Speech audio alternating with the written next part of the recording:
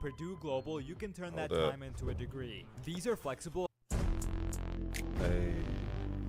Hey. All right. Yeah, bring it down. Bring it way down. Bring it way down. There we go. Hey. Hey. Hey. Hey. If y'all watching the replay, y'all got to let me know what song y'all know this is.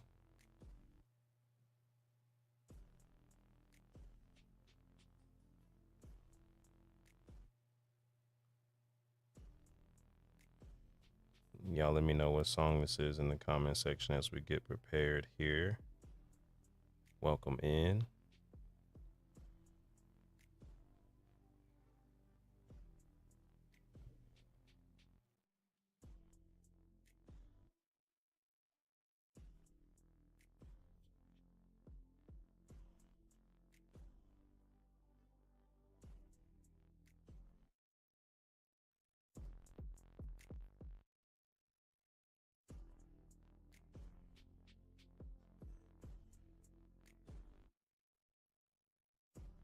All right. I'm just trying to make sure stuff is somewhat decent. What is happening, party people? Welcome in to another live. It is your boy, Coach Sean, in the building. It is a pleasure to be with you today. All right.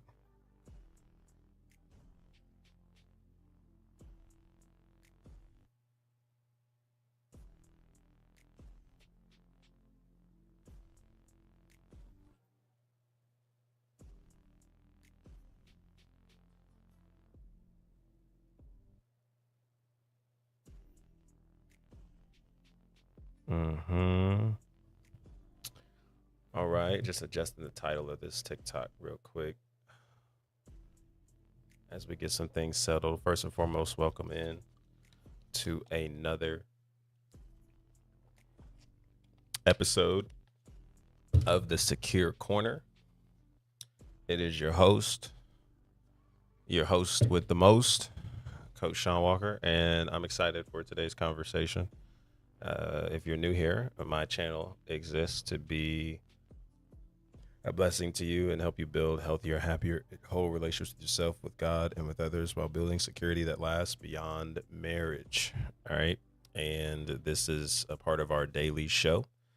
And I'm making it a goal, man, to walk into these spaces with so much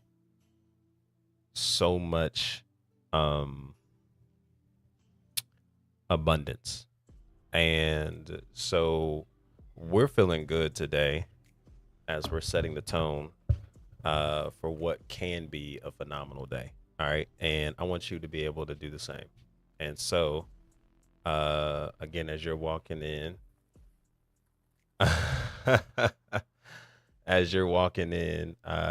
be sure, first and foremost, to do a few things. Number one, I just want to check in on you.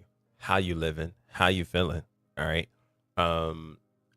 Drop a 1 to 10 on life satisfaction rate. How you feeling about life right now? How you feeling about where you are right now? On a scale of 1 to 10. Okay. And then 2, all right, second question of the day is, what is your biggest goal that you're wanting to achieve in relationships today? All right. What are the biggest goals that you're wanting to achieve, not just in today, but in 2026? All right. And then thirdly, if you were to have the healthy relationship you've always wanted, would it be sharing any room with any trauma or unhealed wounds? If you were to have the relationship you've always wanted today, it showed up at your front step, it showed up in your DMs, it showed up in your messages, it showed up in your phone, would you be making room for that relationship or sharing any room with that relationship with any trauma or unhealed wounds? Okay. This is another Q&A session. All right. And so we're here to process all things in relation to where you are, not just relationally, but in life, y'all. Like, a lot of the coaching, a lot of the things that we do and we engage in is not just geared towards relationships. We're talking about all things in relation to life. All right. Things are challenging. Seasons can be challenging, but one thing for certain, two things for sure, is there is something you can do about it, but it's not always geared to you doing something about it externally as much as it is about what you do with it internally.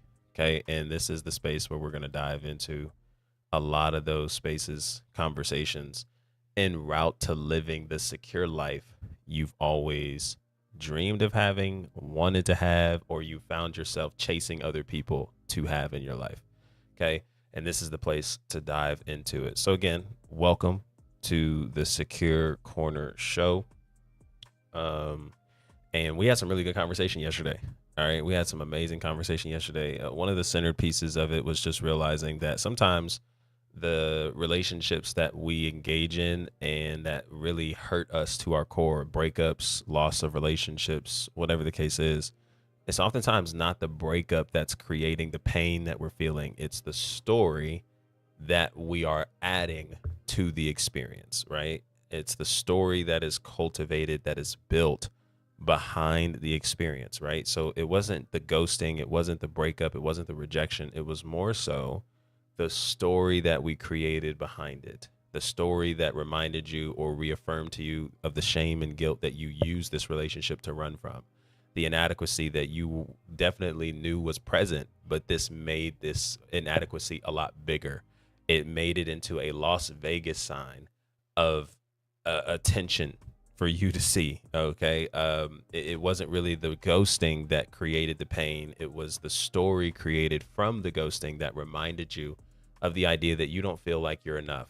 You don't feel like you're enough. You don't feel like a relationship is something that you are actually cut out for, that you can have, that God wants to give you, that God wants to bless you with. There's a belief that the universe is against you. God is against you. Whatever you believe is against you. Okay. And so many stories that are cultivated from those experiences that actually play a big role in the pain that we are experiencing. And this isn't to minimize the breakup, the rejection, the ghosting, but this is to reframe it, because when we take ownership of realizing that the stories we're creating is what's actually playing a role in the pain that we're experiencing, now we have the keys to do something about it. We have the ability to change it. We have the ability to shift focus. We have the ability to actually create the change we've wanted to see in our life. And something that is really, really prominent in these spaces, a problem with the solution is a choice. And one thing about self awareness is that it does give you the ability through self awareness, through awareness of what you're going through, to make a decision. And when you make a decision, whether it is to stay in it or it's to do something about it to get out of it, a problem with a solution is a choice. Shout out Dr. Elijah Frazier. Okay. And a lot of us don't have the problems that we say we do. Okay. We just don't want to participate in the solution that's in front of us to get out of what we're experiencing. And this is a difference maker in a lot of that. Okay. And so we had a really good conversation yesterday. I'm expecting nothing but more abundant conversation today, not just in relationships, but in all areas of life. And I'm so excited to share this space with you. So be sure to like the live, share it with a friend, add to story, repost it, all the things.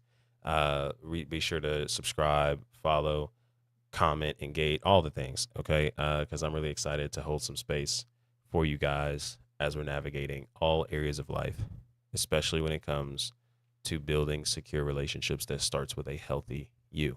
And speaking of that, just so we can get some things going, your boy has a couple things I want you to pay attention to. Number one is, if you're ready to book your session and invest in your healing, 60 minutes is all we need. A conversation. You will be so surprised at how beneficial a conversation is for you to be able to get you from where you are to where you need to be, even if it's one step closer. And a conversation has the ability to sow seeds to unlock that direction. So be sure to go to the top of my page over on my TikTok, click that link and book your session today. Also, be sure to go click that same link and you'll get a free relational diagnostic.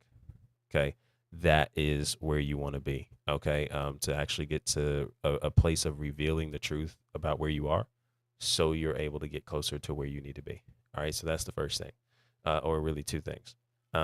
Be sure to subscribe and follow me across all networks, man. This is daily conversations that we have, not just among clients, but among so many different audiences, to be able to pour into you regarding your relationships. All right. So be sure to check that out. And I got all that out the way now. All right. So I'm really excited for some more of some amazing conversation with all of you today. As you're coming in, be sure to answer these questions. All right. Number one, what is your life satisfaction rate on a scale of 1 to 10 right now? Okay. How you feeling? Number two, what is one goal you're wanting to achieve in your relationships in the year of 2026? Okay. And then number three, if you were to have the perfect healthy relationship you've always wanted today, would it be sharing any space with trauma and unhealed wounds in your life? All right. Answer those and we will get going. What is up, everybody over on TikTok? How y'all living? How y'all living? Appreciate y'all dropping by. How's your Tuesday or your Wednesday going? See, the week's going by so fast, I'll be losing track. How's your Wednesday going? Charles, what's up, man? You got a question? Ask away. This is a safe space to ask your question. Go for it. I want you guys to keep in mind, one, this is a safe space, probably one of the safest lives you'll walk into all day. And this is a space for you to ask your questions. This is a live Q&A. Okay, not just towards relationships, not just towards what's the heading. Okay, that's more so a reflection of what we talked about yesterday that we can dive further into today.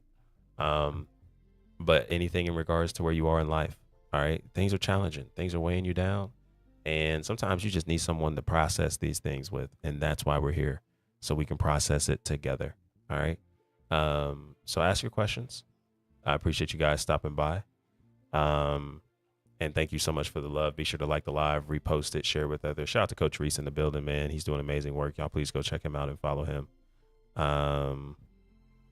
It's my girl's last chance to pass her major exam in engineering. And if she fails, she will break up. That's very interesting. All right. And so you don't know what to do. Well, here's something that we have to be able to take solace. Well, not take solace, but I want you to consider this, Charles, is one, this is a decision that she's making, right? And so if this is even though this is something you don't want and you're not in support of, this is kind of one of those things where we can only control what we can control. And that's probably not a favorable answer that you want to hear. Okay. However, it's something that we do need to make room for. Okay. Because there seems to be nothing you can really do outside of, okay, one, her doing her best at this. Two, I doubt she's intentionally trying to fail the exam so that way she can get out of the relationship. Okay. So we don't want to attach that story to it. But we also want to recognize too, the value in honoring people's decisions wherever they decide to hang the balance of a relationship on.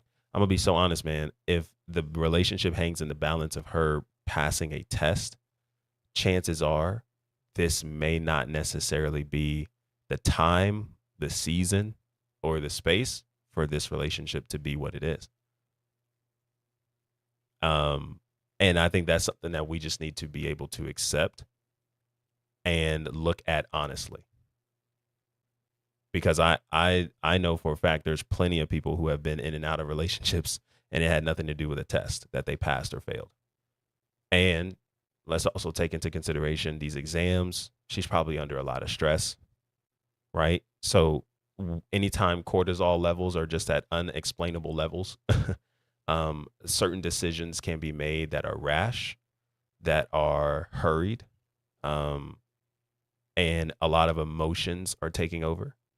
And so even though we can gain this information and we can see that for what it is, that doesn't necessarily mean that we now have to make it our business and our goal to stop this from happening or to control her in any kind of way.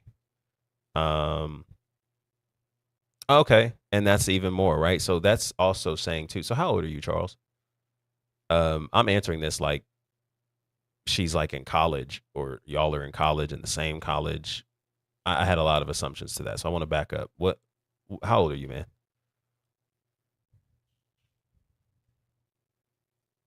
How old are you? You already graduated. Graduated what? College? High school? Okay. 23. So her dad will put her in a different school. So I mean, I want you to I mean, so and it's her decision is to break up with you in the sense that Like, there's no way long distance would work. There's no way a long distance relationship could be beneficial or something you both want to engage in. Is that conversation that you guys have had too? Or is it just an assumption because we're not in the same place locally, then that means it can't work? Follow up with me on that.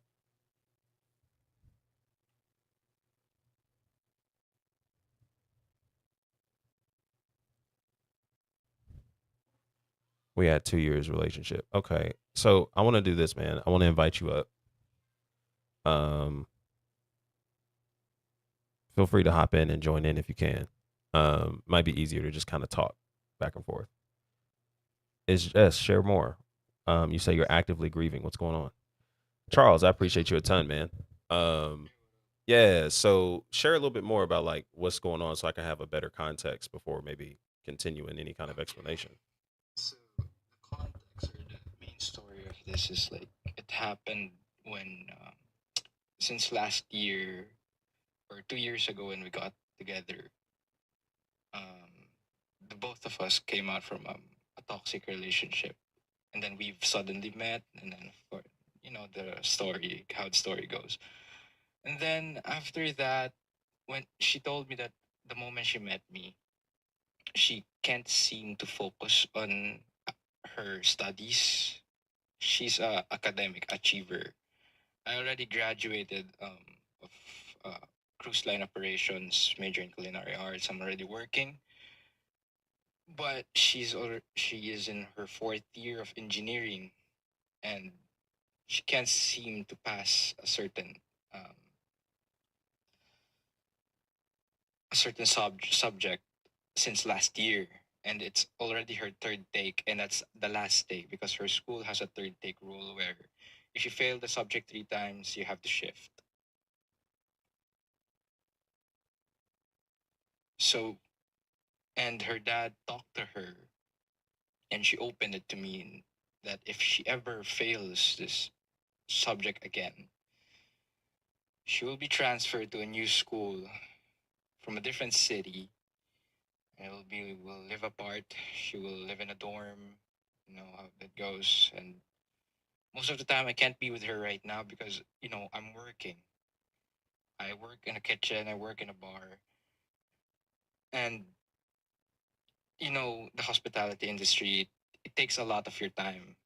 Takes a lot of your life. Half of your life is in the restaurant. Mm. I enjoy what I do, but I can't seem to always find time for her. Like I have 2 days off in a week, 5 days for 2 days off. But that's not. I don't think that's enough. Here, I live in the Philippines where it's not. Um, I mean, it's normal for fresh graduates to live off their families until they made some money to get out. You know what I mean?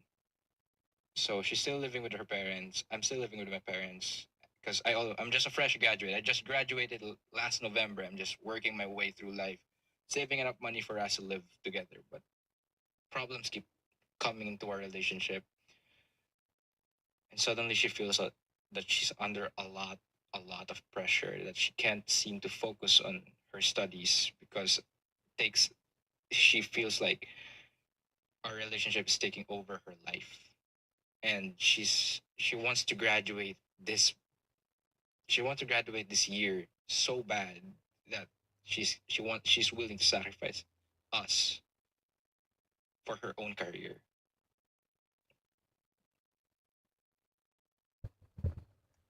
Yeah. So how as you're describing this, out of curiosity, man, what feelings are coming up? I mean, I'm lost, bro. I'm not gonna be a clean person. I've done a lot of mistakes. I did some unforgivable mistakes. She did some unforgivable mistakes. Our relationship wasn't perfect. Our relationship started rocky. The both of us had almost, let's say, in a third person's perspective, it's very a toxic relationship. But we still pursued, or we still committed to each other despite every shit that has happened to us. despite my family not liking our relationship. My family, her family is okay with us, but my family isn't. Because my family wants me to focus on my career first before I go to a woman. You get what I mean? Mhm. So she's under a lot of stress, and then she feels like that's what causing her to, fail, lack the focus to study. Well, I live in the Philippines where graduating is necessary for a child. That graduating and having a degree is something that you need to have despite your status in life. Because, believe it or not, Starbucks, bro. Starbucks in the Philippines requires you to have a degree of graduating any course and requires you to be fluent in speaking in English just for them to hire you. Starbucks, bro. It's tough. And the reason and why she's under a lot of pressure, it's because their her dad is running an engineering firm and he wants her to be the successor. She likes what she do. She likes the engineering course, but at the same time, I don't know how to help her, and sometimes I cause trouble for her instead of helping her.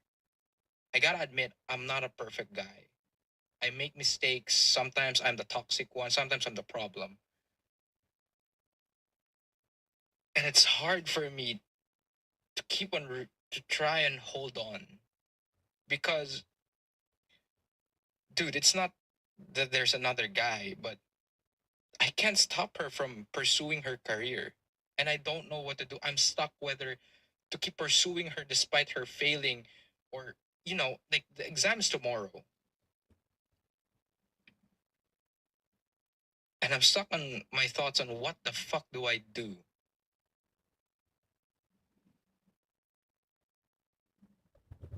I'm lost. Yeah. Yeah, I can understand that. And that's very reasonable and valid to feel that.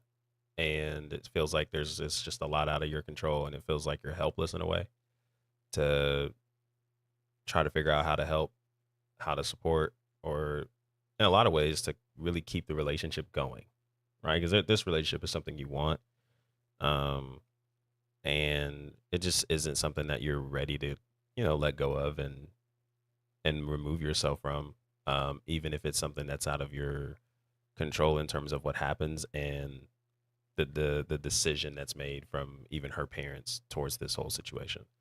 So, um, I wanna share this aspect in regards to like those moments where we feel lost. Um, man, are you a spiritual individual? Like, do you have a spiritual background at any point? What do you mean by spiritual background? Spiritual back, like a faith? Do you believe in anything? Oh yeah. Well, since I live in the Philippines, we're both Catholic. Okay. Okay. Yeah. So being Catholic, I'm pretty familiar with that. Uh, what do we call it? The branch of that belief in religion. Okay, with regarding Christianity, in and of itself.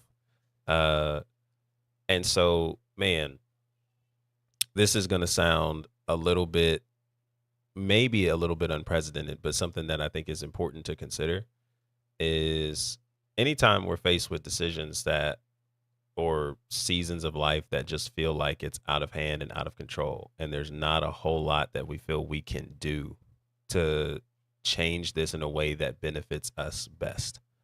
Um, there's a few things that we can do, but the first thing is to be able to come to a place of acceptance about where we are and what this is, right? Because I think a lot of the stress that we're under isn't necessarily as much about, okay, there's a possibility she fails and she has to move. The the frustration is oftentimes more about the stories that we have cultivated in our minds in regards to what we believe this may mean about the relationship, about ourselves, about what this could mean for our future to some degree. And that is more so what is creating this challenge and intentional well, I say intentional, this tension inwardly that we're experiencing.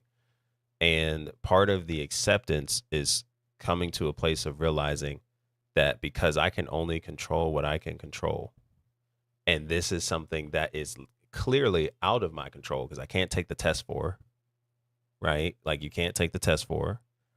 Um, you can't make the decision for her to stay regardless of what her father is interested in her doing. That's in what he believes is her best interest for her to get the degree that in your culture is clearly a big thing in order to even experience and put yourself in position to create a life for yourself. It is really important. And in order for that to be the priority in that culture, it seems as if there are some things that many are willing to engage in order for that to become a reality, even if it means walking away from something they may not want to, but they feel they have to because this is basically their way of life. I want you to think of it in this way. It almost sounds as if to her, it's either I choose, it's kind of an either or. Like I either choose to have a life and secure my future in some aspect where I'm able to go and get a job, work, build my life, build my career, or I have to choose, you know, this relationship. And even though we recognize that that's not necessarily a fair choice, right? I just want you to see how, due to the levels of stress that she's experiencing, that is what she feels she's up against. And can you see how that doesn't necessarily correlate to meaning something negative about you?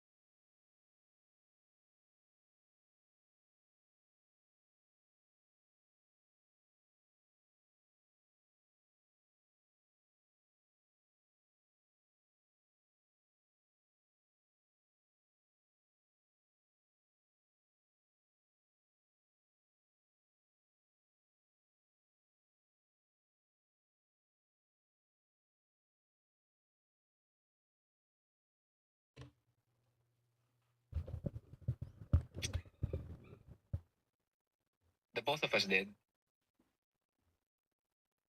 No sexual thing, but you know, she talked to another guy. I talked to another girl. You know how it's not something to be proud of. But what I realized that going throughout a relationship is that it's hard to rebuild a relationship when there's a third party involved. There's no point telling you who started it because it's just the same. We both did the same thing. I mean, the only thing that I'm so sure is that the both of us did nothing in terms of sexual dids to other people. Like we didn't have sex with other people. But that's about. Yeah. So then let me ask you this question. Um, and this might seem a little unorthodox, but is it healthy to be in this connection still? Did I love her? I sacrificed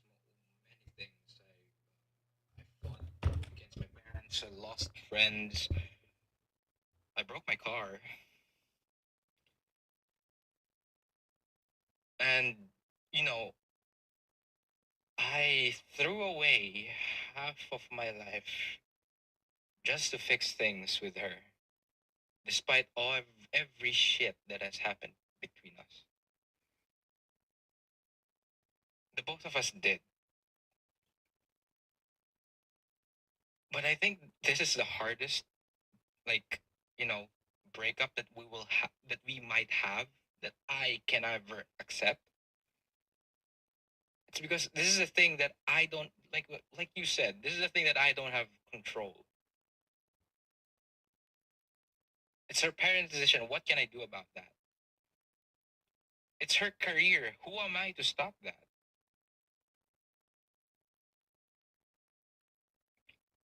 She's also under a lot of pressure. It's because like her friends already graduated, some on time, some this year, and me as her boyfriend already graduated last year, November.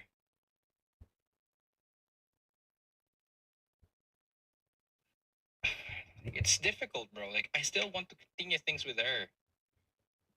This she feels the same way, but it's just hard because I can't do anything about her pursuing her career, doing her absolute best to her career. I don't have any control over that because I'm only starting. I don't have enough money. I only have enough money to support myself, to be honest with you. Like, I can live off my own, but only on my own. I'm not saying that I'm not providing for her, like I do, but I don't know, man. Like, I know for a fact that if we ever broke up completely, officially, my life, I can achieve many things in life. I'm a car guy, so I love cars and I love upgrading my car and shit. But if we ever broke up, I can have the things that I want. If we ever broke up, she can pursue her career better, I think.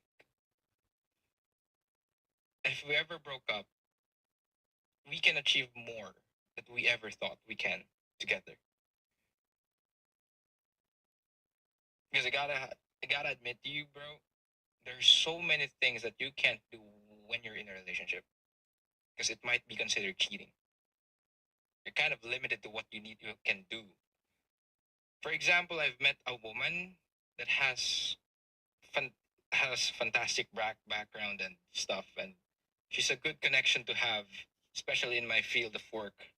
And whenever I want to start a business, but I can't do that because if I did, it might be considered cheating already if I hang out with her always and stuff. He also met someone like that, but it might be considered cheating and it might destroy the both of us if he pursued that. So you know what I mean? That it's kind of limiting. A relationship can limit a person when it comes to decision making. Sometimes, sometimes only. Well, I would say not that it's a limitation. I think it's how we reframe. I think it's how we frame it that makes a difference. I think we could look at it as a limitation, but we're seeing how looking at it as a limitation is making us focus a lot more on what we don't have instead of focusing on what we get to have. So if I look at it as a limitation, then it's like, well, I lose out on a lot of different things, connections, opportunities. But if I reframed it and said, what is the opportunity that I gain being in a relationship? Now all of a sudden we focus more on what? Like the positives. We gain, you know, not just a connection, but somebody to engage and do life with, to make decisions with, to not be alone in certain aspects and seasons of life. Um, there's an infamous proverb um, that I think about with this conversation that I was reminded of. actually this week, and it goes like this: where there are no oxen, the manger is clean, but from the strength of an oxen come abundant harvest. And it's this aspect of, you know, sometimes we forget so much about what we gain by having something because we are so focused on what we are losing um, by not having it. Okay. Or by having it, rather. Right. So, in this proverb, where there are no oxen, the manger is clean. Right. So, hey, I don't have any oxen. I have nothing to clean. And we can always focus on what we, you know, less, more, instead of more money, more problems, less money, less problems. Right. Like, I don't, you know, I don't have as much to clean. I don't have as much to do. I don't have as much to take care of. I don't have as much to engage with when it comes to relationships, people, or things. But then we are like, okay, well, you also don't get to benefit from what having those things bring you, whatever it could be. And I think that is a different perspective to tag to specific relationships that we can carry with people, because it gets us to think a little bit more abundantly in terms of what we gain from a healthy lens being connected to someone, as opposed to what we lose by being connected to them. Does that make sense? I'm just stuck, bro. Like I don't know what to actually do. Like I don't know how can I help her. Yeah. Yeah. So, well, let's kind of interrupt some of that, right? Because we've just admitted that there's nothing, it's really out of our control. There's not much that we can do. And we don't necessarily want to focus so much on, okay, what do I need to do to help her so I can keep this relationship? Because what I'm hearing, right, and this is something that you haven't said, but this is what I'm hearing, and tell me if I'm like off at any point. There's a You've given up a lot.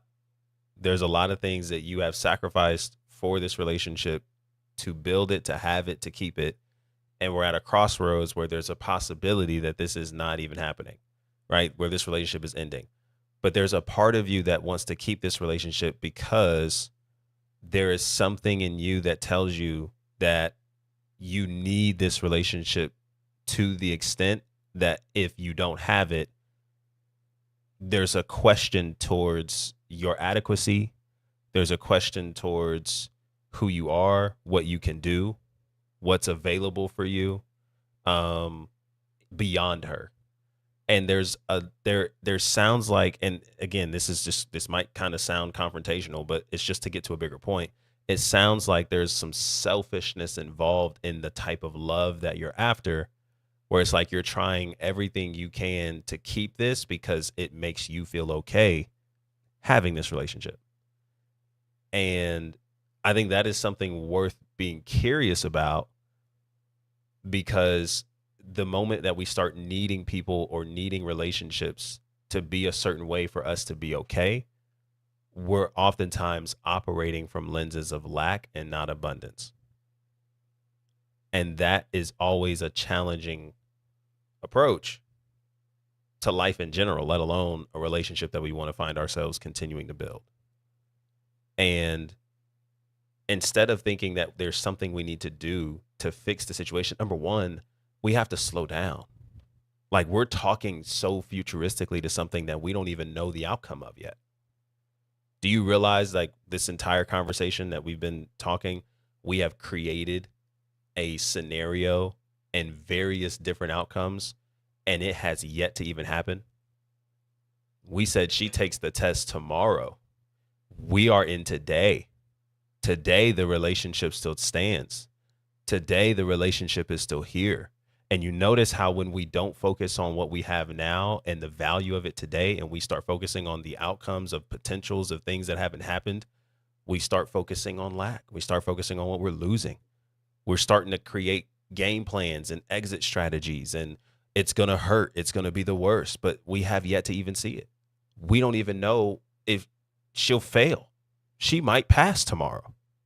And none of the things that we're creating in our minds comes to fruition, comes to reality. And so I think it's really important for us to be able to, one, be in the present with where we are and what we have, because that is what's giving us the ammunition to be able to engage in this level of abundance. And then secondly, instead of moving forward with all the anxious thoughts and anxieties and all the things that are cultivated there, once we're now in the present and fully engaged with that, we now start to see the benefit of having it. And also, even to an extent of seeing the gains or what is available for us in the event that things, once we arrive at that place, happen or don't happen. So I don't want us to necessarily live with creating these scenarios. We don't know. And we're trying to prepare out of anticipation. And which tells me that there's a lot of anxiety that we're operating in, even to the point where it was like, hey, man, I lost my car, I lost friendships, I lost all these things for this person. And it's a very great possibility that there's just a lot of anxiousness that we're operating by with some of that this is exposing in us, not that this is causing the pain. The breakup itself isn't necessarily causing the pain, or, you know, her taking a test and her dad's decision isn't necessarily causing the pain.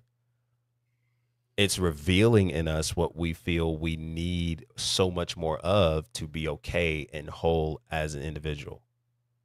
And that is something we want to take into consideration, not to solve in one day, but to just be aware of. Because I really do believe, Charles, the version of you that is full, satisfied, abundant, loving, okay, that doesn't necessarily need certain things to go a certain way for you to be okay, man. The version of you that's abundant fully responds differently to this situation. And that doesn't necessarily mean that you are that you want her to fail or that she's intentionally trying to fail, right? It's not necessarily that. It's just more the version of you is like, you know what? I understand that there are some things in your life that are more of a priority than a relationship. And even though we've admitted, as you have in this call, there's been some toxicity that has traveled throughout this entire relationship. How it began, how it has been going, it hasn't been the healthiest. That doesn't mean you can't turn it around, but we also recognize too that anything that we build on an unhealthy foundation is only going to perpetuate and continue to grow. And so, yeah, so I want you to, I know it's tough. I know it's not favorable. I know it's not something you want to hear. You're 23, you've graduated, you're getting some things in line and in order, and you're in a season where you're building, and that's a beautiful thing, bro. A beautiful thing. And I encourage you to keep remaining focused on where you are and what you have. And I think by doing that, we enter into this space of abundance where we can be present with what we have instead of moving so far into the future, even if that distant future is tomorrow. And then kind of moving and preparing with all these scenarios that don't really reflect the day that you have today. Because think about it. There's something, I just want you to just zoom out for a second. There's something about this whole situation that you've created that has literally had you in a funk all day today. And it hasn't happened. It's all been up here. So you just got home. I went to meet up with some friends. We did a night run, um, kind of like a street racing thing. Uh, but I don't know. It's just my way of escape, bro. But if I want to bring this something up, and in my opinion, I'm not blaming this entirely. I'm blaming on how we handled it. But the thing is, bro, how we started to become toxic, if I'm going to be honest with you, it's because of my parents. My parents tried to break us apart many times. Dude, I gotta hand it. Like sometimes I feel like I am the woman in the relationship at that point. Hmm. My parents are so much against her being in my life and comparing her to my ex when I was still in college because I graduated college in a different university than her. So I have an ex girlfriend in that university, and they tend to compare even though they were not close. Mainly it's because that girl, my ex, kind of helped me in college. But that doesn't necessarily mean that they would do. And dude, it got to a point that my parents flat my tire just for me to stop meeting the woman, my girl. Mm. It got to that point, bro. It got to the point that my stepfather did something to my engine that he thought that I wouldn't notice in a second that I popped the hood, just to stop me from going out.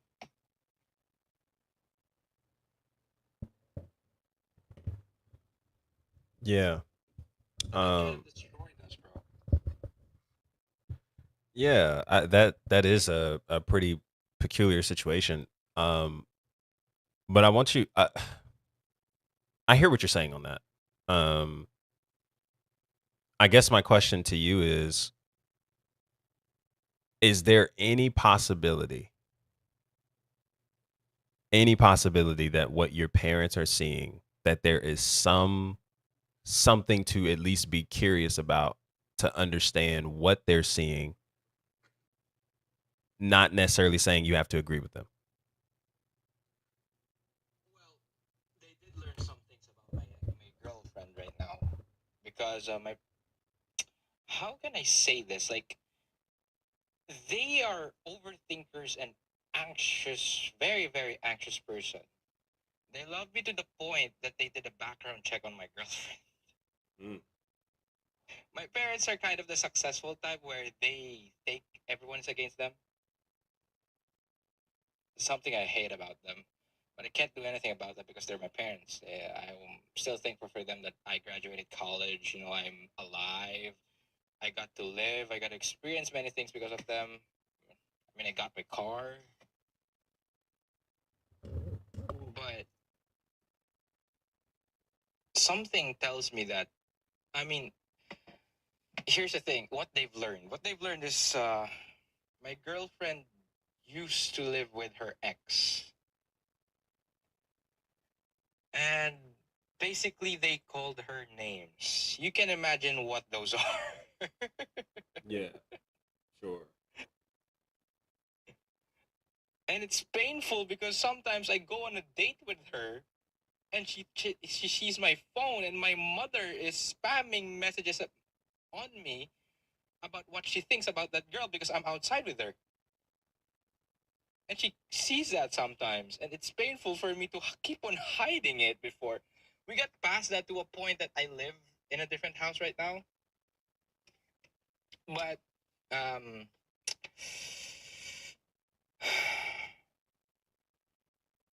it's hard. I can't I can't express myself to the fullest right now. I'm under a lot of emotions.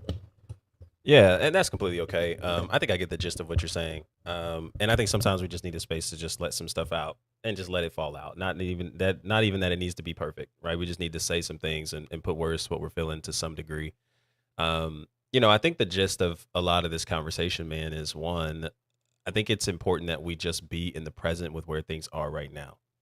Even as you get into tomorrow and her test is, let's say, for example, from 10 a.m. to 12 p.m. or whatever the case is. Like, I just want you to notice how it's not necessarily the test itself. It's not the parents. It's not all those other things as much as we think it is that's playing a role in the detriment of the relationship. It's really the stories that we're creating towards it and then what that means about us, the relationship, or our ability to even create something like this again in our life, even if it's through a means of another person. um, there's a lot of different attachment happening to the relationship, to the outcome, and in a lot of ways to what makes you feel okay and at peace with who you are and with where you are. And we're not here to just kind of put words to this and then create some type of shame and guilt around it. No shot. It's just something to be aware of because it's really exposing a lot of the things that we're operating from lack in towards this relationship and towards this person, that I think this is really giving us an opportunity to investigate, not because it's tied to the relationship, but because it's exposing things that have already been there, that it's just making it louder and being aware of it. And now being able to, whether this relationship stays or it moves on, realizing that we can only control what we can control. And sometimes not sometimes, most times, if not all the time, if you really operate from this belief that you can only control what you can control, everything else is just a matter of letting the chips fall where they may. One of the greatest, one of the greatest. I'm sorry, I gotta interrupt you a little bit because I just realized something talking to you, Okay. having this conversation. I realized something about myself. Each time in this relation, in our relationship, I keep refusing reality Mm.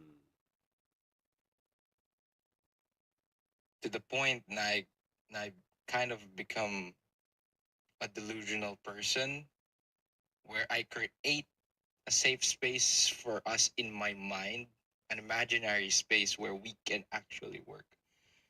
I mean, we did work, but the thing is, there's always something holding us back. For example, we fix something, we're now at 20%, and then we build it up to 50%, and then something will put us down back to zero again. You know what I mean? You know what I mean? Then I just keep on saying that, nah, this can still be fixed. This is not something that we should break up on. Like, let's compromise and shit. Let me make it up to you or something like that. Let's talk about it. But the thing is, it's just a repetitive action where we keep on hurting ourselves. And something that I keep on refusing to believe. I think that's a great catch. And so here's a question. If we're noticing a trend where we keep ignoring reality for whatever comfortability we're really after, right? We're creating this version of us in our mind, but I just keep ignoring reality and I'm stepping into delusion. What do you think the ultimate result of that is? Chaos, bro. And does chaos fall into the lane of something that is healthy for your life or unhealthy for your life?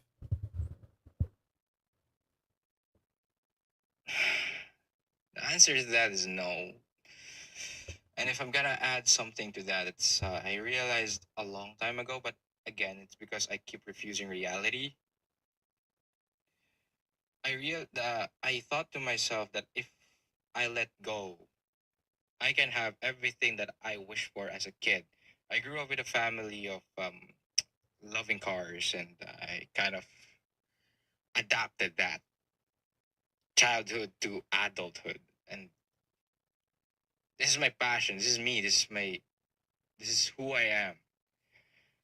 And that stopped when we got together. And I know for a fact that I can pursue it more if we broke up.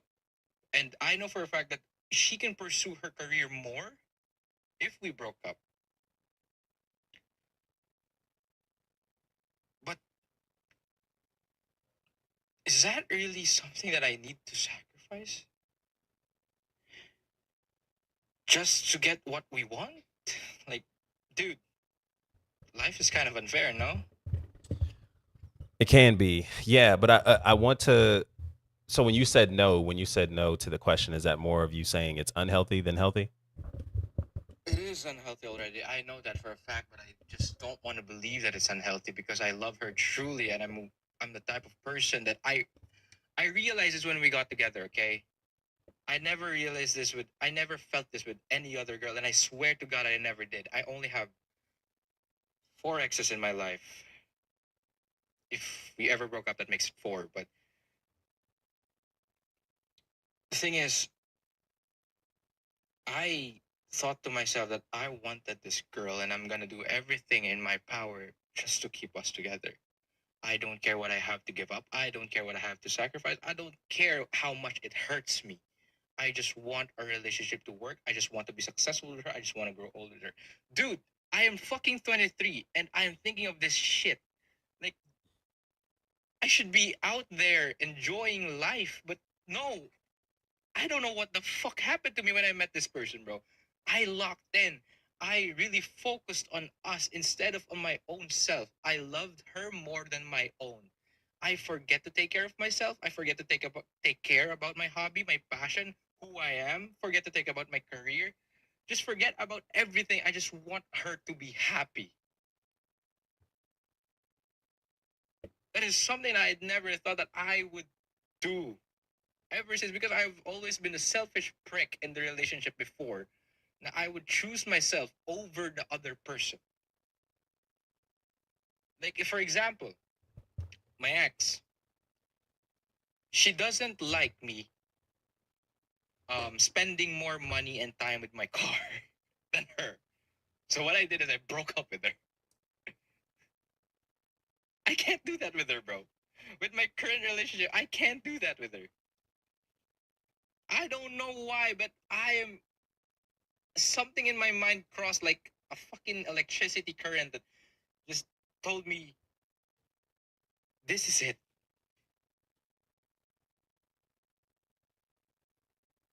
Mm. That's a powerful realization, man. And so I think this might be the last question. Um, so noticing all of this, what does making a decision for yourself in this moment here look like? I'm sorry, come again? What does making a decision for yourself here look like? I don't know how to answer your question, bro. Like, I'm just in a total loss. I don't want her gone. But at the same time, letting go is will benefit the both of us more. Now, let's okay. So you said you got love for her, right? All right, you have love for her. That's confirmed. Um, does love make decisions that's in the best interest of both people or just one person? I guess both. So then, if you genuinely love said person, does that mean that you would then, in this particular situation, that sounds like it has nothing to do with a test and has nothing to do with passing a test, has nothing to do with relocating, has nothing to do with any of that. If genuine love is here and you just said that making a decision that's in the interest of both people is a representation of love, does that mean that letting go of this connection is what's in the best interest of both of you, therefore you're loving her properly? It might be, huh? It might be the best decision for the both of us. I think based off of what you just said, it's the best decision that there is to make in this entire situation. And what is really at the core here that is being exposed is that there is a part of you that you are uncomfortable facing when it comes to letting go of not just what you wanted this relationship to be, but also what you wanted, what it meant to you or about you to have this relationship. There's a lot of things you gave up.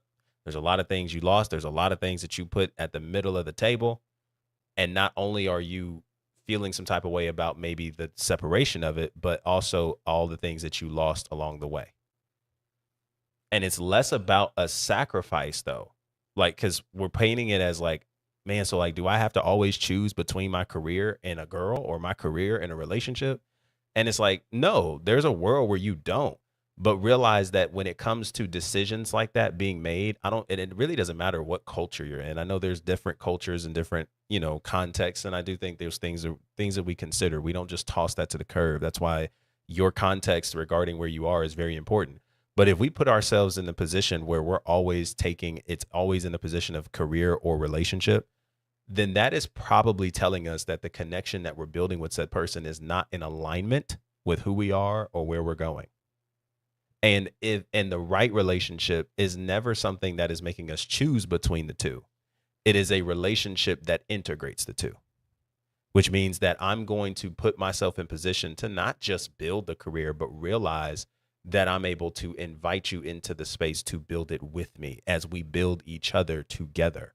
I don't have to sacrifice my relationship, my marriage, my connection for money, finances, a career, a life, all those things come together. And what we're dealing with is just a reflection of a lot of the anxiousness, a lot of the worry, but overall, I think in a lot of ways, just needing to process a lot of the selfishness and ego, whatever you want to call it, that's present. That's really what we're clinging to. Because there is so much. Like you're coming to amazing realizations right now that I think are actually the answers you really needed, and it really took just somebody kind of maybe reflecting it back to you for us to really get there. It's not that it wasn't there. We just had to put ourselves in position to process it together. Now that we have, and it sounds like your answer is, regardless of the test, no, the answer is to walk away from this. The answer is to walk away from the relationship. There's just a part of you that doesn't want to, because clinging to this is what's more familiar. Not because it's the right decision. It's because it's what's more familiar. It's because it's what's reflective of, whatever this meant for you at an identity level. And that is more so what we're wanting to challenge. And I think engaging in this by giving yourself permission to make the decision that's in the interest for both of you, that is a reflection of love. I do think there's a whole lot more on the other side of you making that decision that benefits you and not hurt you. That doesn't mean that it won't be painful, but it's a pain that through the lens of purpose creates more fruit, creates more abundance, that actually serves a more long-term purpose. Does that make sense? Yeah, it does. And talking to you really helped a lot. Thank you very much, bro. Um, legit, legit. I did so many things for us. She did so many things for us. But in the end of the day, you're right. There's no results yet. And if ever that comes, I just need to man up and accept whatever it is. Because if I don't, I'm just gonna hold us back.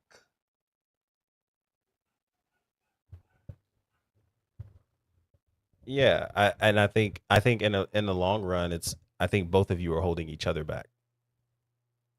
And I think it's more so from a lot of the beliefs that we've maybe cultivated and curated about relationships, and to an extent, what love looks like and all the things that I think it's worth just investigating and walking through, to really get not just a sense of clarity about this decision, but I think even moving forward, what does this mean for us and who Charles is, who Charles wants to be, the type of relationship that benefits Charles the most, that is in alignment with where Charles wants to be, where Charles wants to go, who Charles is, that doesn't involve him feeling like he has to make a consistent decision between choosing one or the other.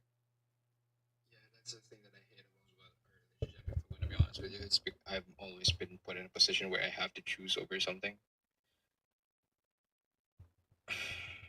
You're right, bro. I think I just need to man up and yeah, that's it. No more sentence, bro. Like I just need to man up. Sure. That's it. Yeah, I think it can be just as simple as that, and making a decision. And I think when you do that, I think your next decision that is just as important, not so that because we're making momentum here. This was a momentum point. Would you agree that this was a momentum experience of not just a conversation, but like to take next applicable steps to where you want to go? Yeah. Okay. Thank you for that, bro. You deserve a follow, like legit. You deserve. Oh my god. Well, I appreciate that. I appreciate that. Okay, so I want you to keep this momentum going though, because we make this decision, but we realize that there's an aftermath to this, and the aftermath to this is now really rebuilding and reframing who Charles is, who Charles wants to be, where Charles is going, and really in a lot of ways making these decisions from a place of alignment. And I think it kind of answers a question that was asked in the chat by Cassandra. She says, "How do you know if it's the right decision?" And well, it's beautiful because sometimes we make decisions and we think it has to always fall into the category of right or wrong, and we measure a right or wrong decision by outcomes. That's a very fair approach, but I want you to go a little deeper because it's less about being right 100% of the time. It's more about being aligned, because aligned decisions doesn't necessarily mean that I'm always going to get a favorable outcome. I need y'all to hear this, please. Aligned decisions does not always guarantee favorable outcomes.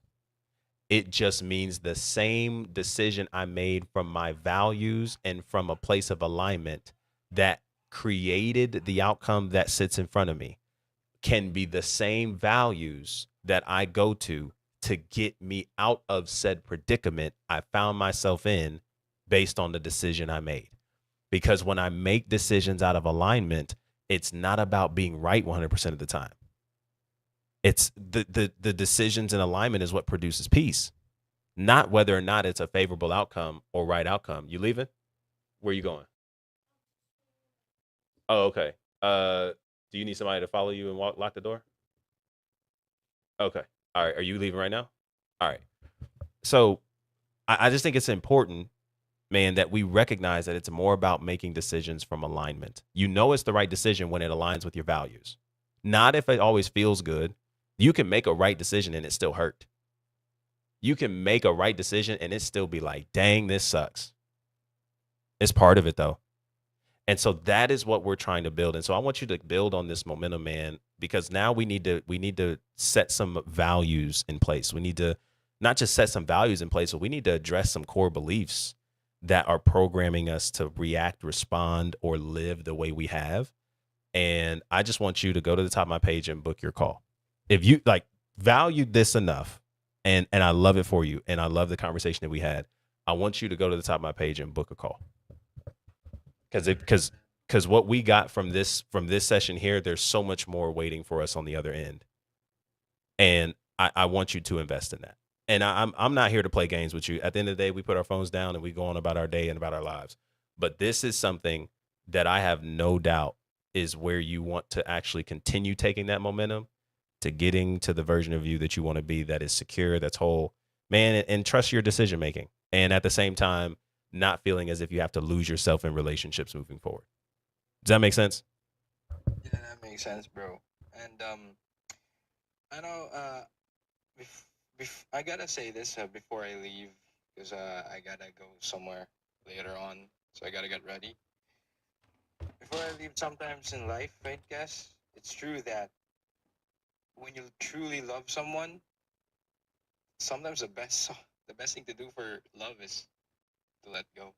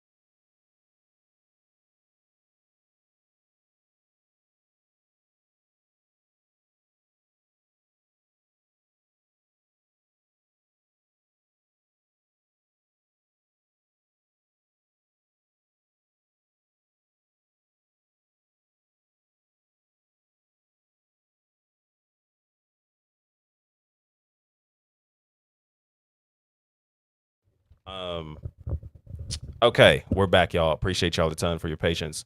Drop a one in the chat if that was helpful. Was that conversation helpful? Sometimes, y'all, we just have to put ourselves in position um to really consider some things. And sometimes it's less about, you know, um sometimes it's a lot of the problems that we feel like we have, there's a lot more happening. And sometimes what we say is the problem isn't really the problem. Um, it's more of our unwillingness to let go of something, our unwillingness to contest something, our unwillingness to just simply engage, okay, with what's in front of us. Relationships serve as mirrors. This is what I'm trying to get to y'all in various different layers and levels. Relationships serve as mirrors. And if there's ever a moment where, regardless of how maybe healthy the relationship is or unhealthy the relationship is, and it's bringing up stuff in us, we want to be able to look at that and be curious enough to say, what do I believe this is saying about me? And and instead of thinking there's something I need to do, maybe there's something I need to let go of. Maybe there's something I need to put pause to. Maybe there's something that I need to just stay curious about long enough to catch, to be aware of. Maybe it's less about me trying to stop this, trying to control this, trying to manipulate this, and it's more about just sometimes letting some stuff be. Maybe it's less about what I need to do, more about what I need to accept, what I need to acknowledge, what I need to see. And this isn't a favorable conversation. That's why not too many people are attracted to things like this. It sound like healing sounds good, y'all. Healing sounds phenomenal. Healing sounds like a dream come true for a lot of people. But it's not something that you genuinely put the effort into, because it has less to do with you controlling your external. It has more to do with dealing with the internal. Healing is hard. If it was easy, everybody do it. Healing is hard. If it was easy, everybody would do it. Everybody would do it. But we live in a culture where we virtue signal. We live in a culture where it's easier to post than it is to be. And I want y'all to get to a place where you're able to find it healthier in your life to be. I am not so caught up as I once was. And there are moments, y'all, where I do experience frustrations. I do be locked in on the wrong things. I'm human just like anybody else. But something I have to constantly return back to is a lane of abundance where I'm reminded that it's less about performance, it's less about views, it's less about clicks. It's like the testimonials and the wins that can be gained is more so of how you take this stuff and you just see it in your own life and you move forward with that. That's the win for me. And I think it should be the win for you too. All right. And it sounds like that is exactly what we got with Charles. And I'm excited to see him on the books, as well as anybody else who gained something from that. And you're like, yo, fam, we got to sit down. We got to have a talk. We got to unpack some stuff. I'm here. And it's only one decision. You're one decision away. You're one conversation away. Sometimes you are one moment away from the breakthrough you've been chasing other things for, that you didn't realize was in one conversation, one session, 60 minutes. Book your call at the top of my page. Okay. I'm here for you. I'm here for you. All right. It looked like we had someone else in here, but she might have dipped. Oh, no. Ha, she's here. Hey, hey. Let me know if you can hear me. How you living? Thank you for your patience. You've been waiting for a minute. As you're getting yourself together, maybe you're near the mic, maybe you're not. Let's see here. I don't know if there's any other questions. What's up, Robin? How you good? Good to see you, sis. By the way, good to see you. If you guys have any other questions, please be sure. One, if you're on TikTok, hit that pink and blue silhouette to call up, get in line. Take a few minutes to ask. I'll take a few minutes to answer, or throw your question up in the chat. I do have to come back to yours, Jess. So I'm scrolling up to address that. And man, is there anything else? I think that's it. Okay. Tiwala, are you there? Come on, Robin, come through. Come through. Share that testimonial. I can, yeah, just send it to me. Whether it's via email or well, email might be hard, I don't know. Uh video or written, you can DM it to me. What I'll do is I can just send me the keyword testimonial. What I'll do is I'll just send you a Google Drive link to upload the video if it's a recorded video. Again, 1 to 5 minutes, just what you gained from the content, what you've learned, how you've applied it, how were you before encountering the space, how are you after, how are you now, would you recommend to other people, all the things. Um, and I do want to say this, hey, if Robin gets her testimonial in, all right, ooh, okay, hey, here's a deal for everybody who's here, okay? If Robin gets her testimonial in by midnight tonight, okay? If Robin gets her testimonial in by midnight tonight, everybody in this live gets my secure program for free. Bombshell. Are you up for the challenge, Robin? They counting on you.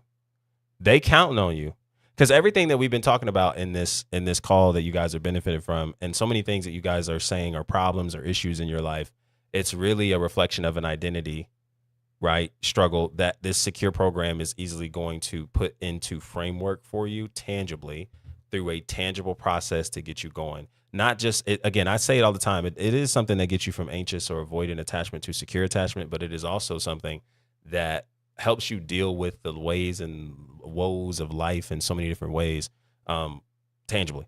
Okay. And so no pressure, Robin. Okay. No pressure. But listen, Robin has to get her testimonial in by midnight. By midnight tonight. If she don't get it in by midnight tonight, nobody gets the secure program for free. And this program is banging. Okay, I ain't gonna talk. This is coming from people who are in the program and who are engaging it and seeing results. I want y'all to see it too. All right. So, Robin, pressure's on you, sis. Lock in, twin. Lock in. All right. And you guys will know. So I want you guys, those of you who are not following me and are in this live, follow me. Okay, follow me, because I want to get you this secure program. I got to have a way of sending it to you. So if your account is on private, you're going to have to follow and send a message. Follow and send a message to send the keyword, send the keyword secure program. Say secure program, because if you do secure, you'll probably get some automated messages. So secure program, DM me that, okay? So that way I can get it to you, because I'm expecting Robin to come in clutch. I will muster up the courage. Come on, Robin, you get in on it too. You get the secure program in it too. And you talk about something, and I know we've had our conversations about dating. This will be something that, what? It's going to change the game for you. So you benefit, you probably benefit most. All right. Tiwala, are you there? I'm sorry, I've been talking a lot. Don't know if you're here. If not, we're gonna move on.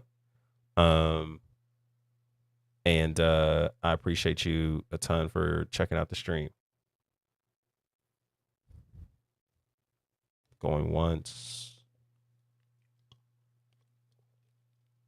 Going twice. All righty. We're gonna move on from Tiwala. Yeah, no pressure, Robin. Lock in. And that's everybody. All right. So be sure you're following and send a message. Jess, what's happening? Hi, I'm okay. Are you okay? I am good. Feeling good. Can't complain. Tell us a little bit about what has us here and what can I do to help you today? I think I'm just trying to work through my feelings, and I don't know if I should stay where I'm currently at or if I should go home. Okay, where are you currently at? I'm at my boyfriend's house. Okay, and do you live there? No, we live apart. You live apart. And so why wouldn't you go home? Because I'm afraid that if I go home,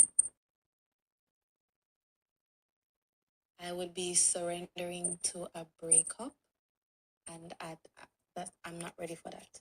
That's not what I want, and I'm at fault, by the way. Say it again. You're what? I am at fault. You're at fault. Why are you at fault? What happened? All right. So the other day, I had a issue with a friend. Is that my mic? That might be mine. Oh, okay. So the other day, I had an issue with a friend. A friend he warned me about constantly, and she left me in a weird position where I had to cover expenses and stuff like that. I got really emotional and upset, given that we're coming from way back when, and I made some posts on WhatsApp, something regarding to her, a few quotes, and I guess I was ashamed. I didn't want him to see. So I blocked him from the status. Given that he warned me about her, I didn't want him to see. I was ashamed. Now the following day, I asked him to prepare something for me, and he did. So I cut a little snippet on Snapchat because I don't know, it felt cute and I felt overwhelmed in the situation, and I made a post about it on WhatsApp as well. Now he couldn't see it. Long story short, he realized he couldn't see it, so he asked me why I can't see a status. And I said, I blocked you because of the Crystal situation. No, just a little backstory. I hurt him in the past, about a month ago. So we're kind of on unsteady ground. And I think that problem perhaps brought him back to a month ago. So he's saying he doesn't know if I blocked him to post other stuff, but I didn't. It was just regarding my friend, and I was ashamed and I didn't want him to see. Now he's saying that he deserves to be happy and he doesn't like the fact that I keep hurting him. It wasn't my intention, and I'm fully aware that intent and impact are two different things. And I don't know. I don't know what to do. He doesn't treat me any differently. He still cares for me. It's a two-bedroom house. We usually stay in the main room together. He's not there anymore. He stays in the secondary room. Mm, I go there with him as well. I, I, I don't know. So he has expressed that he wants a breakup. Does he treat me significantly differently? No. Because he's not a bad person. He's not a cruel person. I think he's probably just choosing himself or having a little more self-respect at this point. And I just don't know what to do.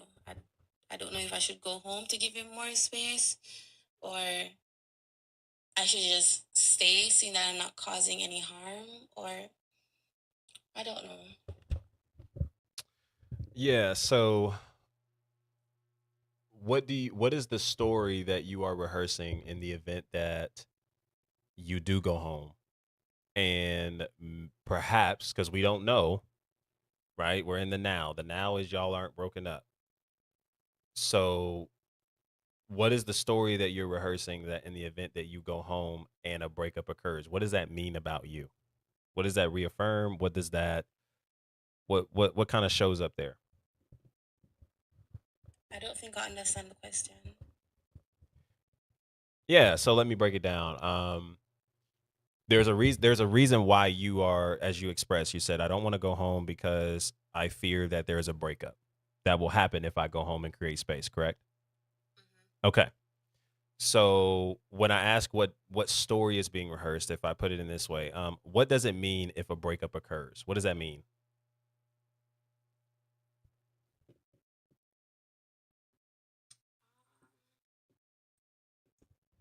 It just means grief, and more grief, because I would just reminisce on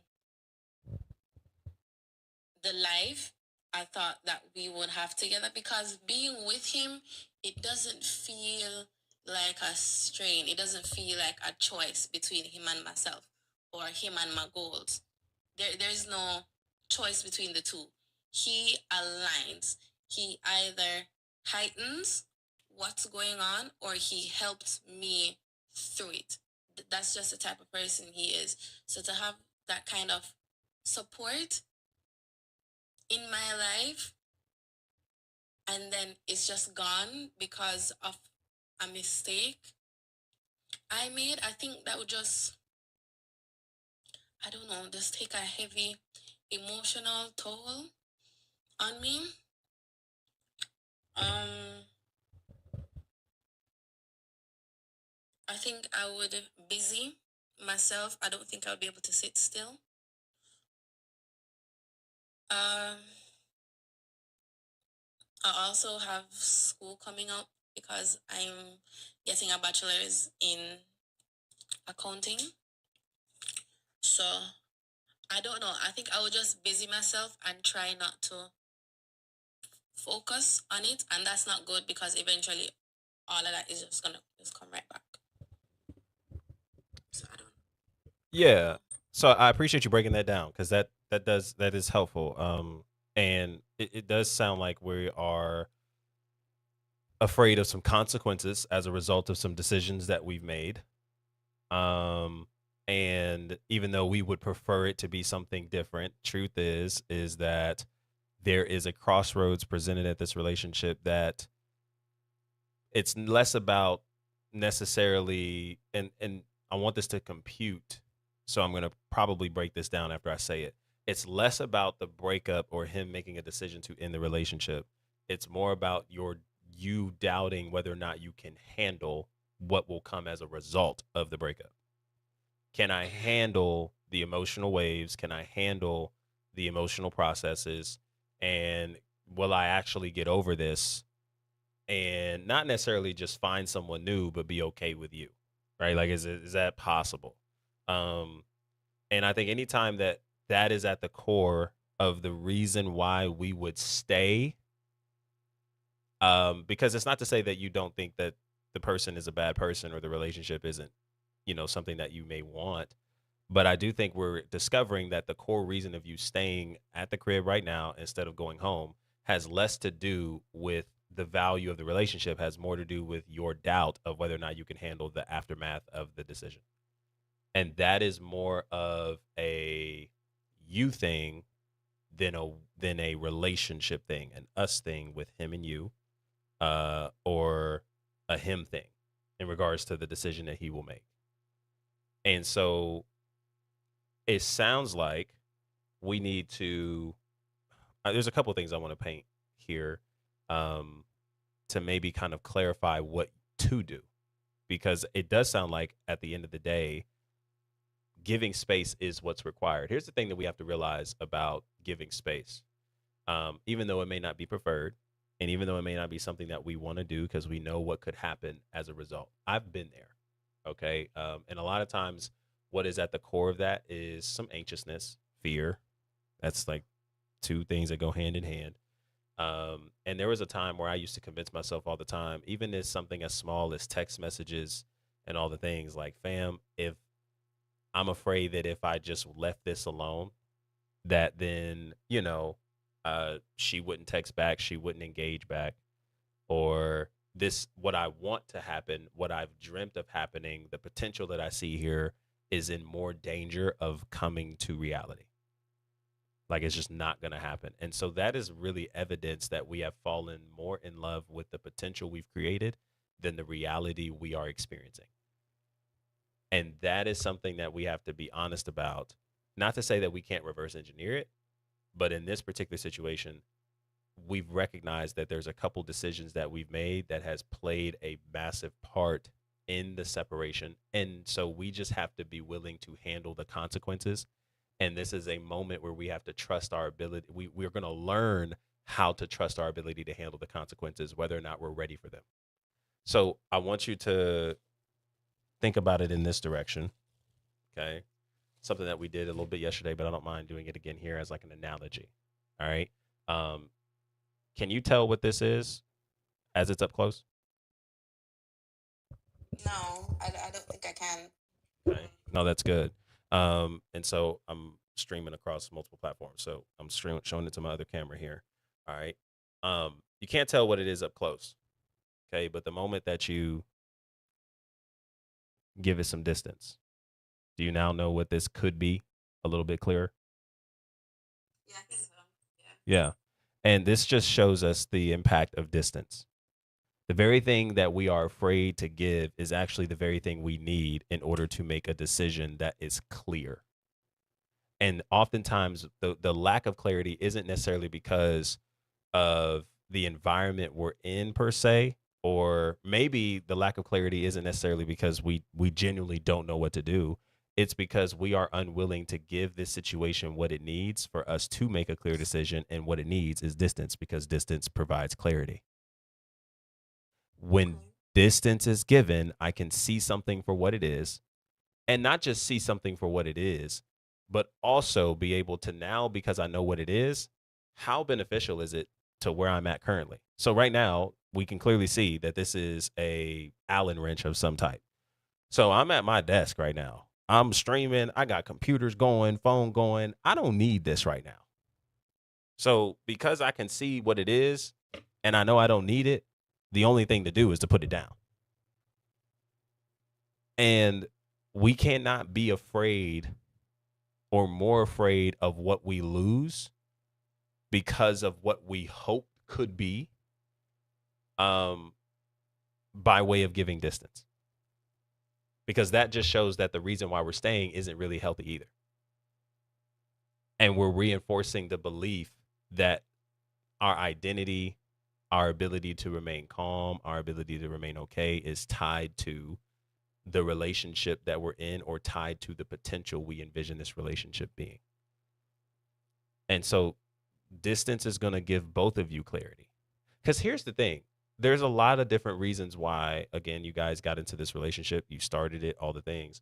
Um, but sometimes we need to not necessarily put ourselves in position to wait for someone to make that decision for us. Sometimes we need to be willing to lead in that decision, because you could possibly figure out that maybe after, again, some time in this relationship, you may not feel like you're ready for it, but it's more so emotions that are leading, instead of us leading with our thoughts, leading with alignment, leading with beliefs.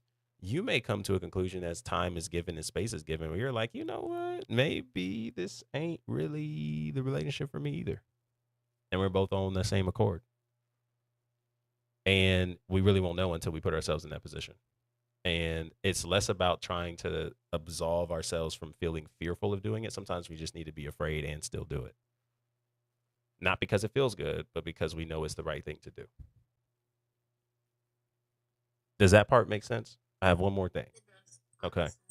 So on this whiteboard here, forgive my coaching tendencies. All right. Um, you might be able to see it a little bit. What is so amazing about this triangle, okay, is there's three decisions that we're often making in every area of our life daily. And it's centered on experience. Okay. This is meaning. This has meaning. I probably could say story and action. Okay. And let's just use this breakup as the example. All right. And I'll go ahead and put that in the center.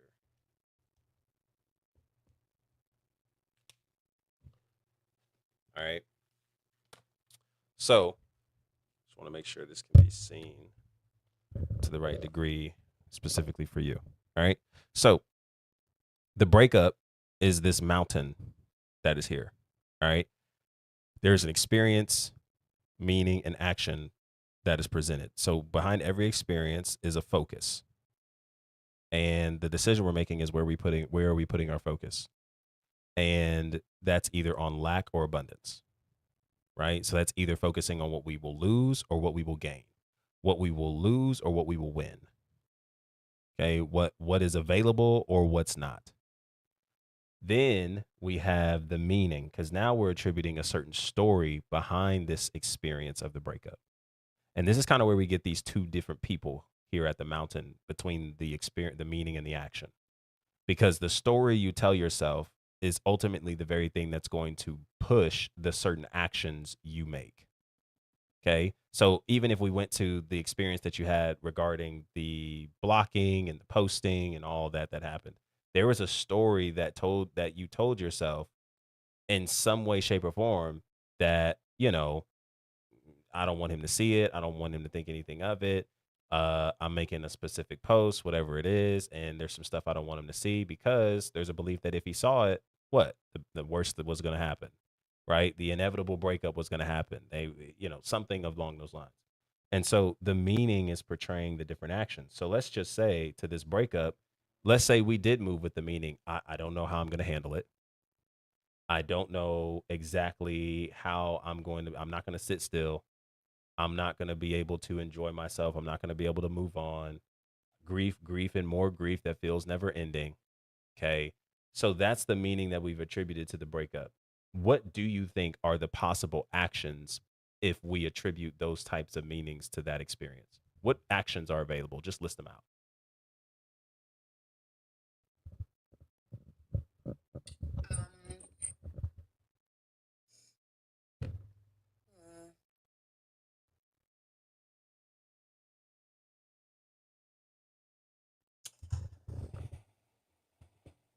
Um, hmm, I'm not sure. I'm not entirely sure. Okay. Well, let's just take some guesses. If the only meanings that I attribute to this breakup is not only is it going to be grief, and more grief, but maybe there's deeper meanings that I'm not enough. I'll never find another person. I'll never find somebody as good. I'll never be as good. I'll never be good enough. I can't keep a long lasting relationship, can't keep a successful relationship. All the different stories that we'll tell ourselves in the midst of that. The actions can be anything from staying, the action. Oh, you might not be able to see it. The lighting is terrible. All right. So staying could be a action. Okay. Uh let's just say over apologizing. Okay, that's not Hebrew. I promise you that's a real word. Over apology. Okay, I can just over apologize over and over again. Okay. Maybe the action because we're more afraid of what we'll experience away from it is maybe we'll lie.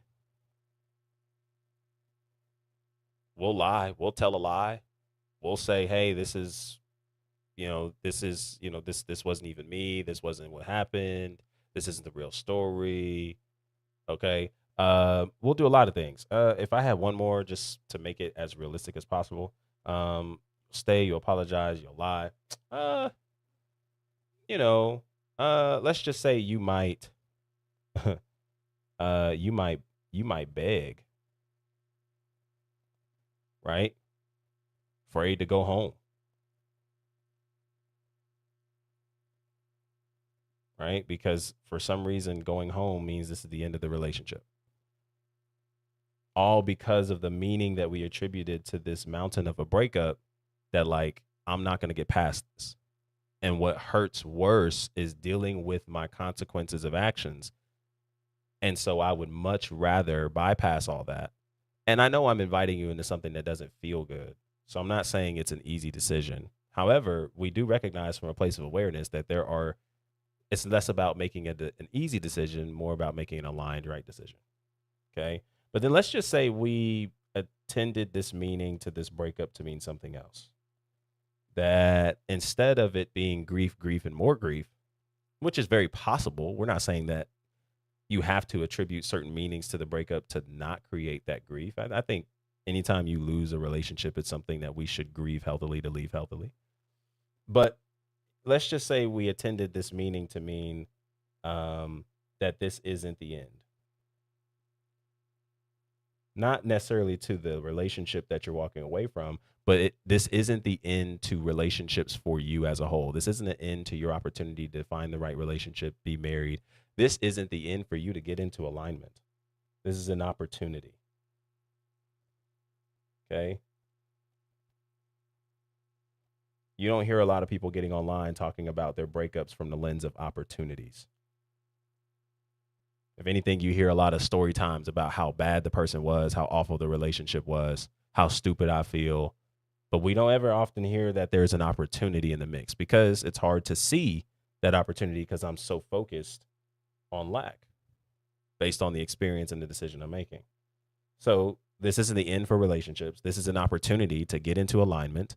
This is an opportunity for me to do some self reflection and some healing. Okay. This is an opportunity for me to make healthier decisions.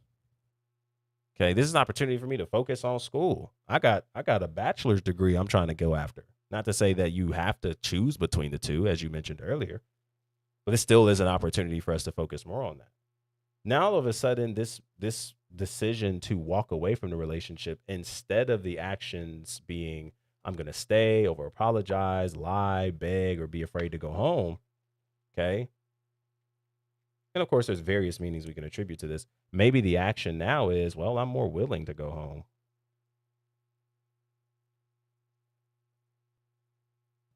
I'm willing to let the chips fall where they may because I realize that even though I don't want it to end, relationships require both willingness and readiness. I can't just be the only one who wants it and you don't. That's not fair to either of us. Okay. Maybe instead of, willing to go home, let the chips fall. Okay. Maybe the action is finding value in healing. A lot of us are not really comfortable with pain. Pain isn't the first thing that we run to, and that's a very human thing. But what we often underestimate is the value that we gain behind seeing certain thresholds in our life tested through unexpected experiences. I wish I could say that twice, but I probably can't. But being able to see the value of those experiences oftentimes can look like, man, like, no, if I wish it happened a different way, but because of the way that I view this experience, it helped me be able to get my wits together. I was able to walk into a space, yes, through pain. It wasn't favorable. It wasn't something I wanted. However, because I looked at it from a lane of opportunity, it taught me a lot. It taught me a lot to be a woman of my word. It taught me a lot to be intentional about how certain decisions would make other people around me feel that I say I care about and I love, that I value. Okay. Because truth is what this situation is a reflection of is there was a decision that you made that wasn't just once, it was already on rocky roads. And now this person is deciding to make a decision that is most aligned with them and that doesn't include you. And sometimes we got to just accept that for what it is and admit that we fumbled in some degree. If it was a fumble, we messed up. And this is the kind of conversations and confrontations you don't hear so much on social media because everybody tells you how, the breakup isn't your fault or the breakup isn't, it's not, I don't know, other than your fault. I'll just stick there. So like we'll tell all these stories. Oh, your girl, you're so valuable, you're so beautiful, you're so this. So, no. There is a world where there were some decisions that we made that we just have to be honest about and say, yo, those decisions played a role in the consequence I'm dealing with. And that consequence is no longer having the relationship. And I have to accept that. But here's the beauty in this. We learn from it so we don't do it again in the future. That's when we know we're doing what's right. Yeah, that's something like what he said. When we were breaking up, that's like something quite accurate along the lines. He said, it wasn't like a big argument. It was just two mature persons just having a conversation, and he's saying that perhaps going forward, he hopes that I learn from this because in life when you make your decisions there are consequences, and when you make your decisions you have to be prepared to withstand the consequences. So Yeah. yeah, I know that's it's a, something like yeah, I know it's uncomfortable. I know it's not fun. I know it doesn't feel good. And I know that you're more afraid of what is to come as a result of dealing with this grief and breakup. But I want you to realize a couple things. Number one is that we as humans have the ability to handle more than what we give ourselves credit for. And this is an opportunity for us to look at it and just see what is the test threshold for our ability to handle this challenging outcome. And I'm not saying that we need to go into this with a smile on our face, although there's a world you can. I'm not saying we have to. I'm not expecting you to. But I also want you to realize too that this grief you don't have to go through alone. Like you don't have to go through it alone, and it's not something that you just have to barrel down and just accept and just bump your head along the way. And when you have a community that can just surround you, okay, because we make decisions. We're not always proud of the decisions we make, but we also know the decisions we make don't have to define us when we become aware of what pushed us to make those decisions and make the decision to change. And because we can make those decisions to change, that's what actually deems the healthiness that we're becoming, the security that we're becoming. And this is an opportunity to invest in that. And it's not fun, but I think it's something that you're going to look back on and be appreciative of because it was an authentic decision that was made. Does that make sense? It does. And so go home, get you some and again, I mean, I guess we might know that it's over, but go home and get you some rest. Like we'll get through this. We'll get through this. It's not something that you have to bear the weight of alone. Okay. Yeah. Um, and as I offered the last person, I want to offer that to you. Because again, I know how treacherous and challenging those things can be. Just navigating through it. A lot of thoughts, a lot of emotions, a lot of things that might flood and overwhelm, and just having a safe space to process that is what makes a world of difference. So, um, go to the top of my page and click that Linktree link and book your session. And let's actually put some applicable steps so you have it in front of you to walk through when it comes to grieving through this process. Um, I've created programs and things around that, but sometimes just talking through it can also be just as helpful. And so click the link at the top of the page, book your session, and I hope to see you on the calendar so we can process this together because you're not alone. And I have a community that is waiting to just wrap their arms around you as you're navigating through this too. And I want to bring you into that, but it'll happen when you book your session. Okay. Okay, no problem. All right. Was this helpful? It was. It was painful, but it was helpful. Yeah. And it's okay. It's okay to let some tears out. It's all right. Um, it's a part of the process, but remember, you're gonna get through it, and I want you to see this as an opportunity because we're getting an opportunity to see where you are. We're getting an opportunity to see not just who you will become as a result of this, um, but we're gonna get an opportunity to see just how far you've come with this experience. This is gonna teach you a lot, and it's gonna be something that's gonna be so valuable. It's gonna be so valuable. Something good is gonna come out of this for you, Jess. I'm believing it for you. I'm believing it with you. You're talking to somebody who was at the same space before in life. I I was more afraid of the hurt, the pain, the breakup, all the things. And when I had to face that and when I came to acceptance of that and just go through the process, it doesn't mean that the tears stopped. Um, but allowing them to flow is what was part of the healing that I was so scared of experiencing. But when I got to experience it, it was exactly the medicine I needed to get to where I wanted to be. I didn't know it was going to be as good as it is right now. And I'm not telling you, you're going to have books and all that kind of stuff out of you from it. Sometimes it's just the healing that you needed to get your life back on track to where you needed to be. pain serves a purpose. And when we look at pain through the lens of purpose, we don't use language like what's the use. We use language like what can I gain out of this? What's the opportunity? What can I learn from this? And that is the value. Okay. All right. If you have any other questions, send me a message, follow up. Okay.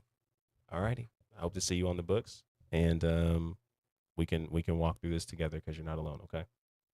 Okay. All righty. Take it easy.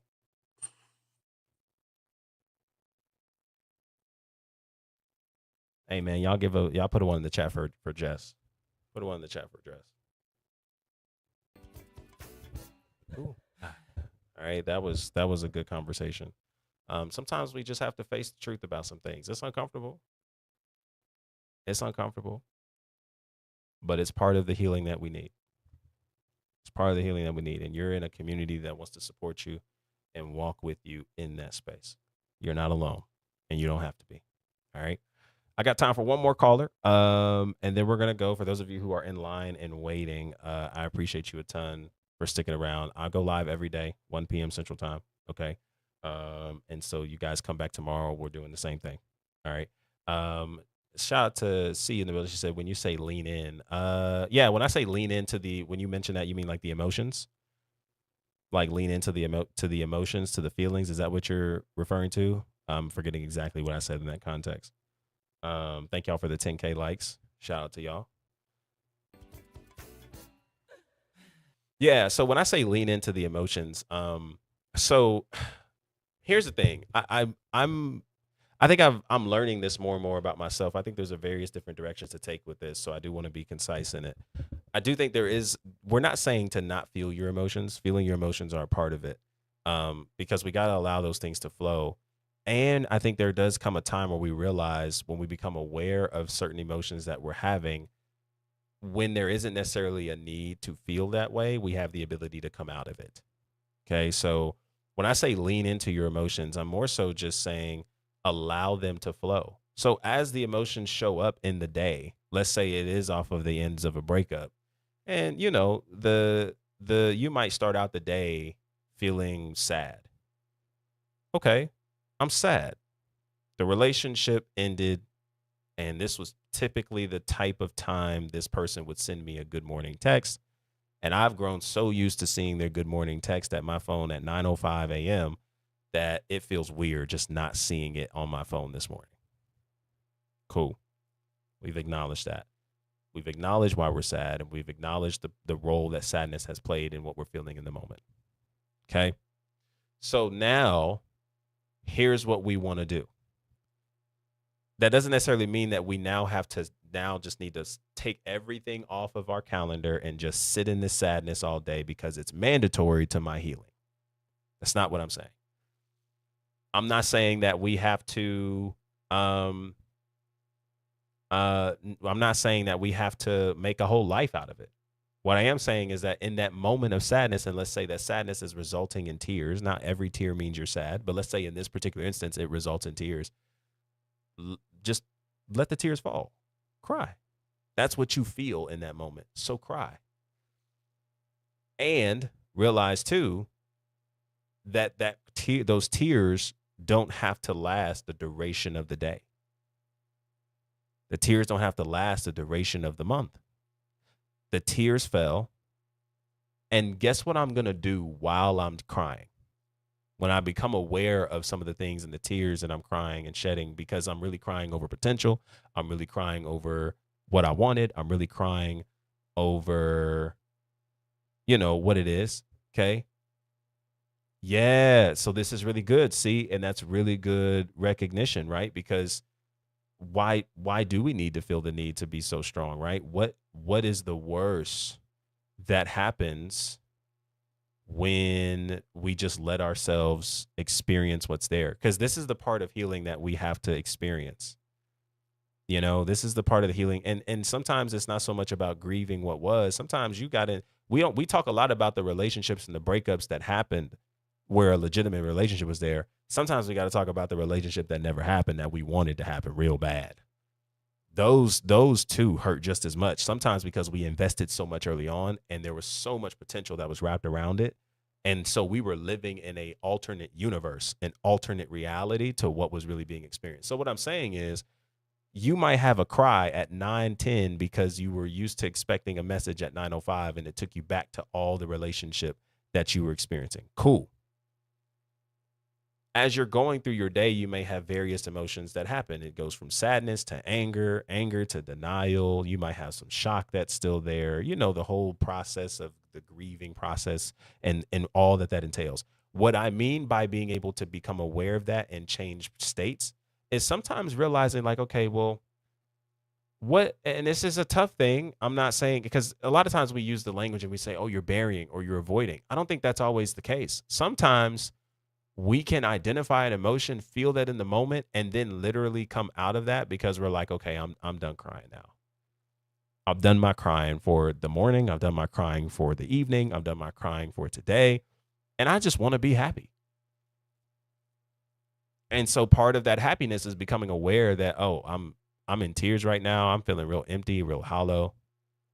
And now I need to come back to what? What am I grateful for in this moment? What am I grateful for today? What are the things that I'm choosing to value in my life that I'm wanting to realign my life in? Because it's hard to stay in that state of sadness and you're going over what you're grateful for. You also have to recognize, too, that from a scientific perspective, when something happens, y'all, like a breakup in the moment, or anything that happens in the body, we talk a lot over here about how the body keeps the score. Oftentimes your body responds in a delayed fashion to the experience you're having in the moment. So when I say that, science will tell you that when you hear something, see something, or something something emotionally impacting you happens to you, and that's the best way I'll describe it. It takes the body roughly 90 seconds, 90 seconds to really register what took place. Okay. So let's say you get a text message and it says, the text message says, hey, I'm finished. I'm done. I don't want this anymore. This and the third, right? So obviously the first thing that you'll be like, wow, you'll read that text, you'll read it again. You can't believe what you're seeing. And it seems like it's happening in slow motion, but your body is responding, right? And it finally sets in what's taking place. Roughly 90 seconds is kind of like a quick timestamp to measure what you experienced and then how your body registers that experience. Okay. And so when you do that, your body is still trying to cope and regulate and really learn, depending on the relationship or depending on the level of investment you gave to something that isn't in the present. It's still trying to regulate and come to a place where you're saying, okay, this is no longer here. So just like you may logically recognize, well, we're no longer together, your body is still trying to manage that and integrate that. And so that's why it's important to allow your emotions to flow. So if you do feel like you need a cry at 9:10 in the morning because you're used to receiving a message at 9:05 and your body is just, you feel yourself, that hurt cry, your stomach starts feeling like it's you're breathing fast and it's like a loud moan, groan. Okay. Let it happen. Right? I'm also of the belief that just like we can let that moment happen, there's a moment in your day where you don't feel the need to do that. You can come out of that state and come into a state of gratitude, contentment, excitement. And that's not us forcing it, and that's not us being avoidant. That's just us being able to practice not allowing this sadness to fully consume our life.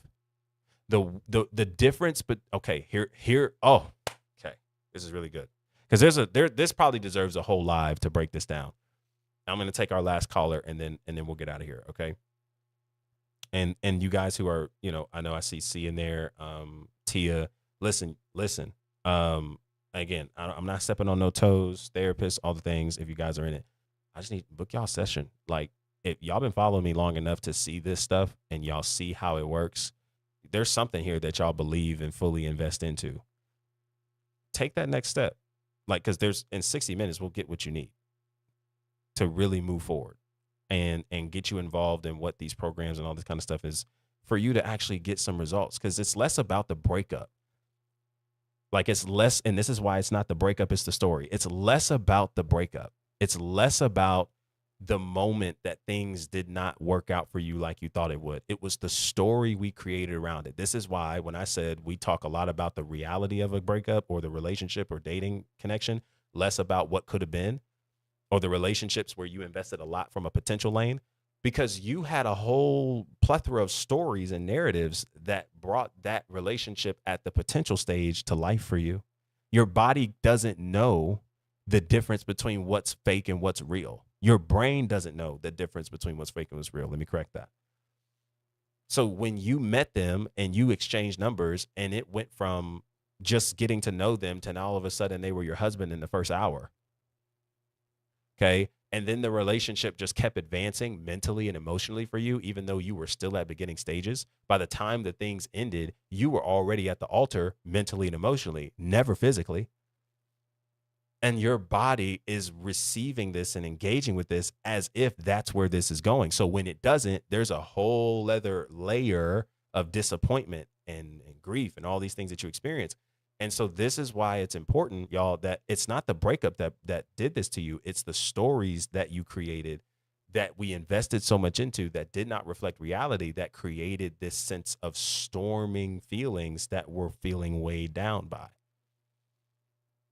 And if we are able to engage in those stories in a healthier way and reattach meanings to them, that doesn't mean that everything is going to change externally immediately. Sometimes we're like, oh, okay, bet. So then all I got to tell myself is that, everything will be okay, and all these other kind of things. And all of a sudden the external world that I'm experiencing is no longer what I'm experiencing. No.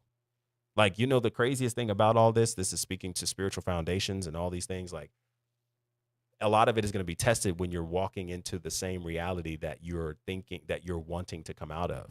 So like, if your reality is, fam, like, going through a tough breakup, but in your time of solitude, silence, in your time of prayer, in your time of all these things, you're reciting to yourself how much God loves you, how much God adores you, all the things, and you're really trying to get into this space of fullness and abundance, but you go out into a world that reflects everything but this fullness and abundance. That's where it's being tested. And so we should look at that as an opportunity. I'm testing this in various different ways in my life, financially especially. Okay. But I've seen this in relationships too. And there's layers to it. But like, yeah, fam, like I would love nothing more than a several $1,000s in my bank account. And truth is, I walk into a reality where my bank account is low sometimes. And yet here I am in my space of getting up in the morning and walking into this abundance where I'm visualizing myself experiencing a life where, all of this is well, but not because I need it to be that way or I need my bank account to be full to mean something. It's because I'm going after the feeling, because the feeling is what I'm embodying to be able to engage fully with my present reality. So that whatever happens externally, I'm not leaning on that to draw me away. I'm able to stay firm in the abundance, in the state, and all these things, and engage in that fully, regardless of what's happening externally. This is stuff that we break down in the secure program that y'all can get for free if Robin clutches up tonight by midnight with this testimonial. And y'all will see what I mean. But this is something that, again, we're just investing into in different layers. And I know I'm saying a lot here. You'll probably forget most of it in the next 20 minutes. I just think that it's not the breakup, it's the story.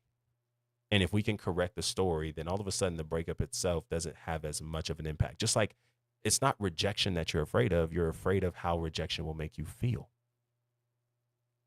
You're not afraid of dating. You're just afraid of your ability to choose healthily in dating and how choosing wrong would make you feel. Two different views on it. And it kind of changes some things. And so that's why we're engaging in this from a lane of security. And that's not to minimize the feelings you have.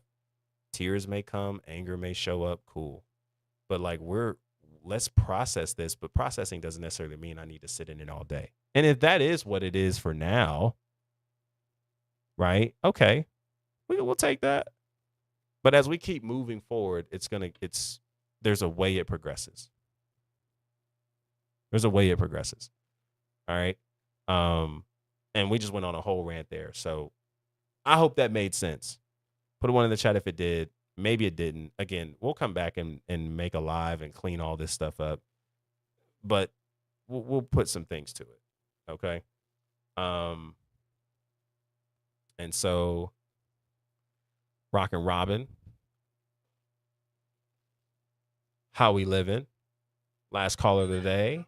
How you doing? What's up? What is happening, man? How you say you're doing well? What's going on? What can I do? So I'm disappointed in myself Mm. because a couple of nights ago I reached out to my ex, and like I don't know why I do that. Like the relationship is over. I know it's not tenable. I know like he doesn't change, but I reached out to him anyways because I was bored in the middle of the night.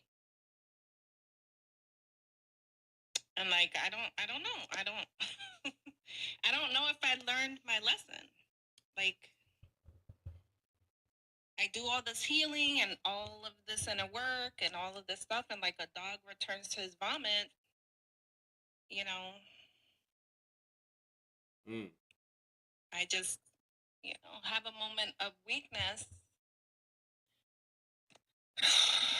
So I don't know.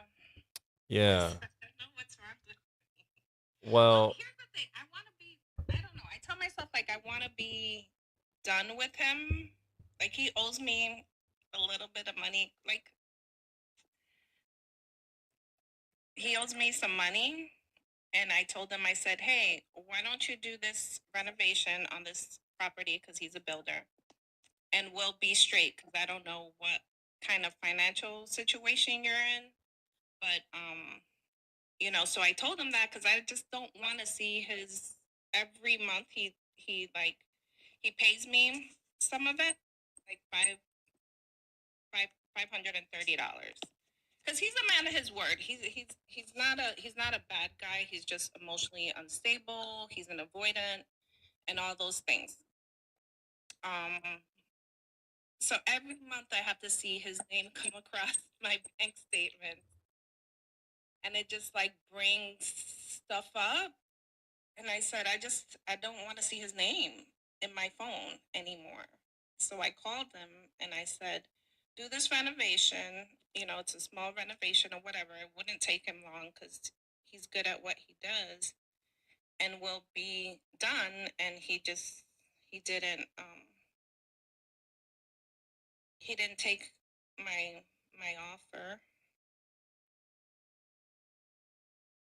But I don't know if that was the real reason why I reached out, to be honest, with myself. so what was the real reason?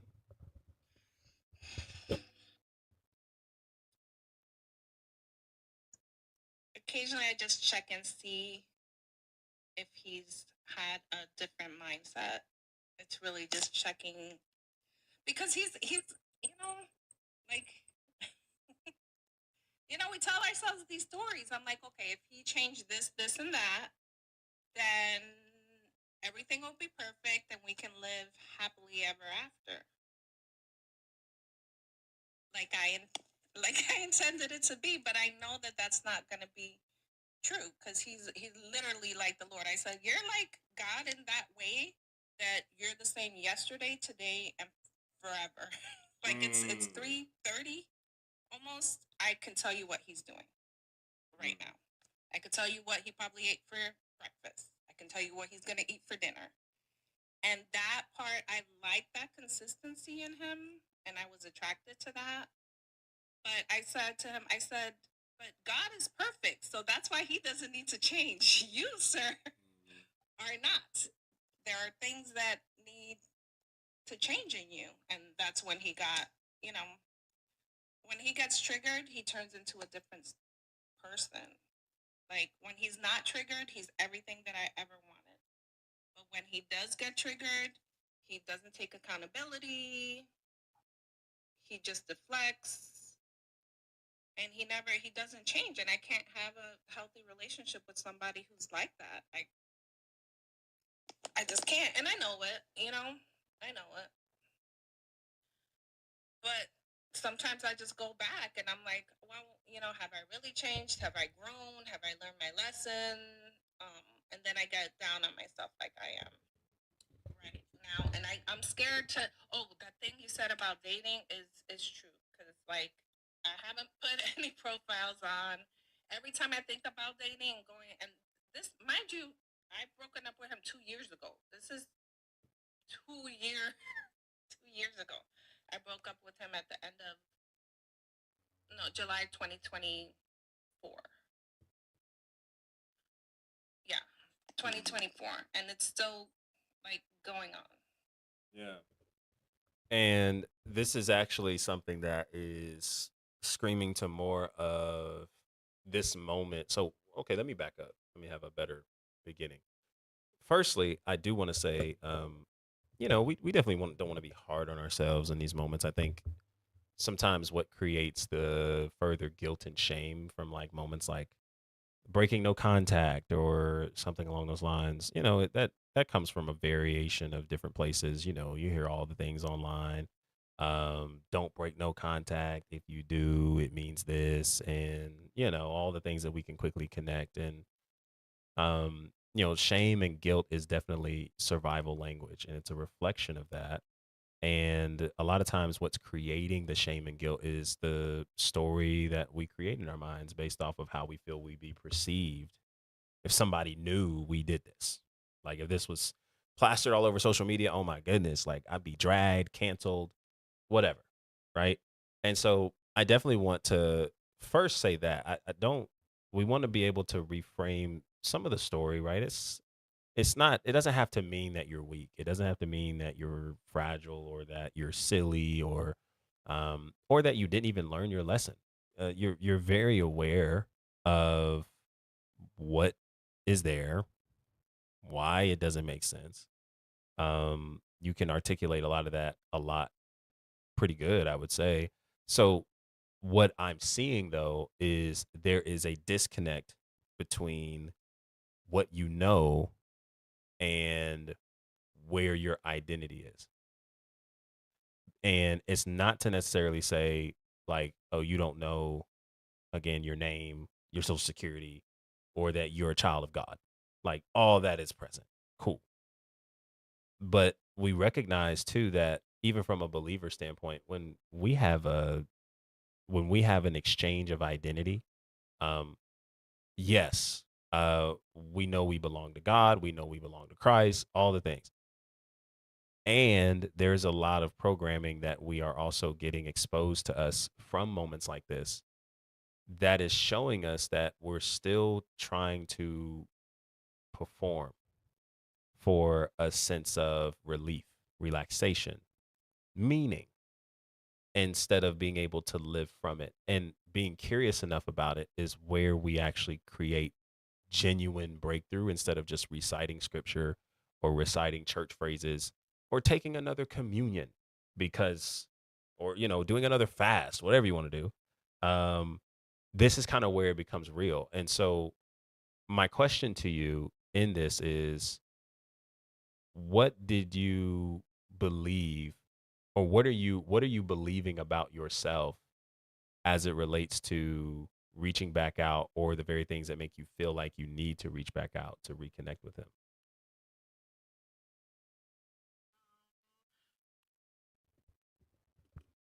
Okay, that's kind of a deep question. Well, here's the thing. I felt like you said, I invested a lot into the relationship, and so did he. He did. We both did. But I feel like if I leave it go, if I let it go, like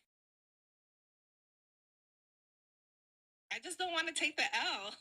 Like I don't want to take the L. Yeah, so but let's quantify what that L means and what that L looks like. What is the L?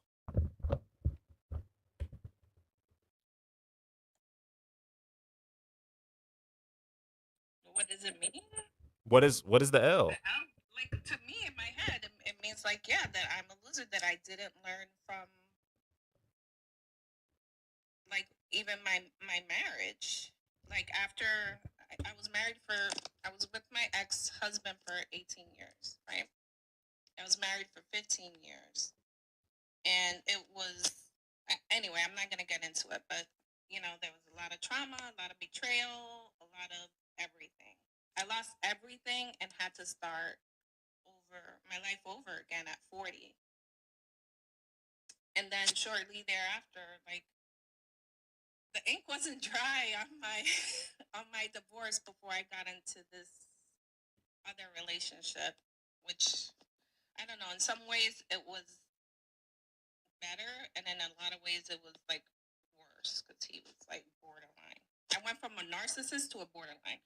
Who was like a borderline person is kind of like narcissistic too. He had a lot of narcissistic tendencies, but I was also unhealed, right?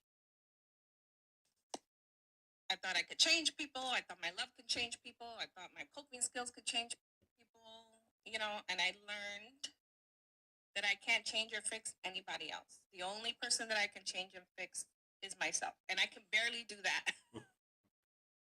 And even though I do it for a living at school, because I'm a behavioral specialist at a high school, that's what I do. I literally have to go into school and quote unquote change these kids, change their mindset, help them, with their anxiety and their depression and all the things, right, that make them act up.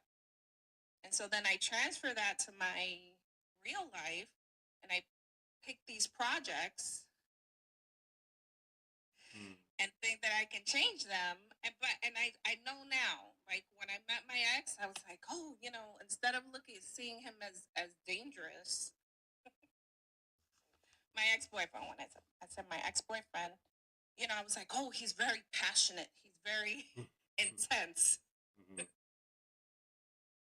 Mind you, he's a whole borderline.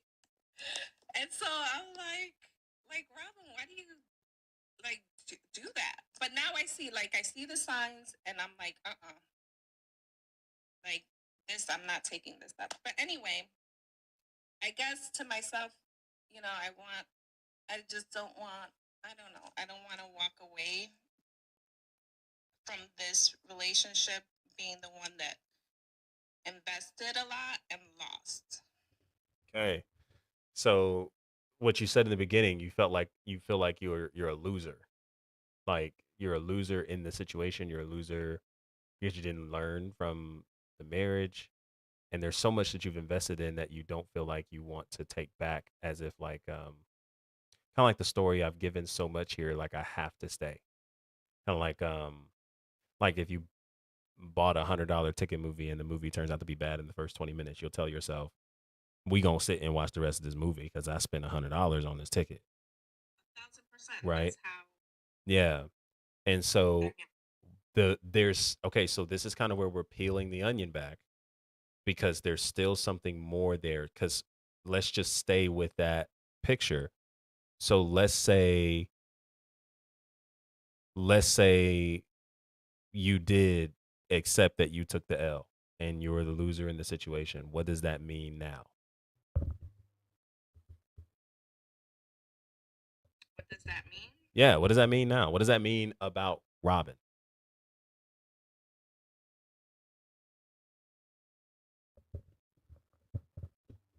Maybe that I was like naive again and that it can possibly happen again. I think that's where I'm stuck. Like, Okay. But that okay, so let's I'm afraid of it happening again. And okay. that's why I don't date, because I'm like, oh my gosh, it's going to happen again. Okay. And then the naivety being confirmed means what? I don't know. The naivety being confirmed is that, like, I haven't learned.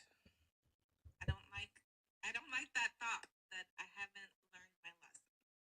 Because in the event that you haven't learned your lesson, I'll just throw some guesses out there. Tell me if anything clicks. Is that cool? So, in the event of you not learning your lesson, it means Robin isn't enough.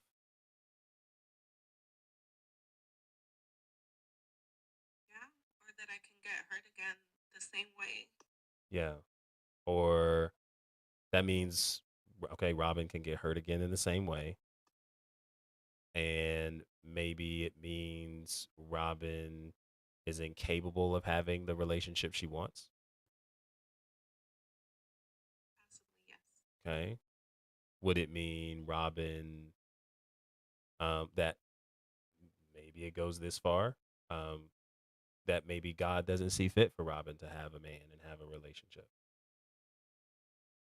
Yeah, maybe that's not in. I mean, like, maybe that's not in the cards, but it's not my focus anymore. Like before, I used to be very male focused, and I used to be, I didn't think that I was like that's where I got my sense of self worth Mm-hmm. was being in a relationship. Mm-hmm. I've grown in that sense that I don't feel like I'm any less worthy or any less loved. Um, if I'm not in it. That's why I'm like I'm fine like being by myself now. Before I wasn't. I was not fine not being in a relationship. Because I've always been in a relationship since I was like I don't know 15 years old, right? So I had one relationship, my high school sweetheart, um, and then after I broke up with my high school sweetheart. Then I met my husband. Then I was with my husband. Then I broke up with my husband. Then I was with this last guy. Like I've had really long. I haven't had a lot of relationships, but they've been really long, and all of them have been toxic. All of them have been toxic. Each and every one of them. And I have a part to play in it because I'm part of. You know, I'm part of it. I'm choosing. I'm choosing these men, and I realized that, and so I sat myself down and I've been with myself and learned how to love myself and learned how to, like my own company, going on vacations by myself. I'm going to Chicago, this weekend. Um, to learn how to do things by myself and not just like have my identity be in like, it's Robin plus somebody else. Yeah. But I want you to catch this though, because what you did say was, you know, um, like I'm okay, like I'm okay with being on my own, and I'm not so male centered as I once was, and I don't doubt that there's been progress, but I want you to catch this because it's the sneaky things that we'll cover in these stories, because we'll tell ourselves that and point to all these other things, but yet there is still a belief that, well, let me say it like this: it's not even necessarily that you fully have decentered from it as maybe you believe to be. The reason why I point that out is because the same story you're telling yourself here is the same story that keeps you from engaging, not just in dating, but is also the same story that you tell yourself that keeps you going back to your ex. And it's the story that, um, at some point I have to prove to myself that I can make I can make the right decision, or that I don't have to always get it wrong. And so you'll either cling to him, or your answer is, instead of clinging to him, I'm just going to stay single. But it's not because I'm fully satisfied single, it's because I'm afraid of getting it wrong. And that is not, that's not a healed approach. So we have to call that what it is, right? And maybe we haven't seen it like that until it was said that way, and that's okay. But we have to call it what it is, because you see how easy it is for us to kind of use all the therapy language and all the things that we've heard on social media, and we can color it and say it sounds really good. And it sounds really good. Robin knows where she's coming from. Robin knows where she's at. Robin knows all these things. Why am I still experiencing this? It's because it's revealing that these moments, like reaching back out to the ex, it is a slow mirror that is pulled up back to you. And we just don't like what that mirror is showing about us. And so we would much rather sit on the sidelines, not engage with dating, or tell ourselves that we're okay, instead of realizing that this moment is actually revealing in us that we're still operating from a source of lack that we just want to be curious about and aware about to engage differently in. Because the same identity that will convince you to send a text message to your ex is the same identity that is telling you in another direction that it doesn't make sense to date. But if it didn't make sense to date, then it wouldn't make sense to send a message to the ex, but we did. And the answer is, okay, well, there's a belief somewhere, like there's certain things that has to be true for certain actions we do to be that. Okay? So as an example, me going to the gym 3 times a week at minimum, okay, reveals that there has to be a truth in my life that I value fitness. Like it has to be true that there is something I gain from going to the gym that makes me say, I'm going to go there, walk there, and lift 3 times a week. Okay. For somebody to say, um,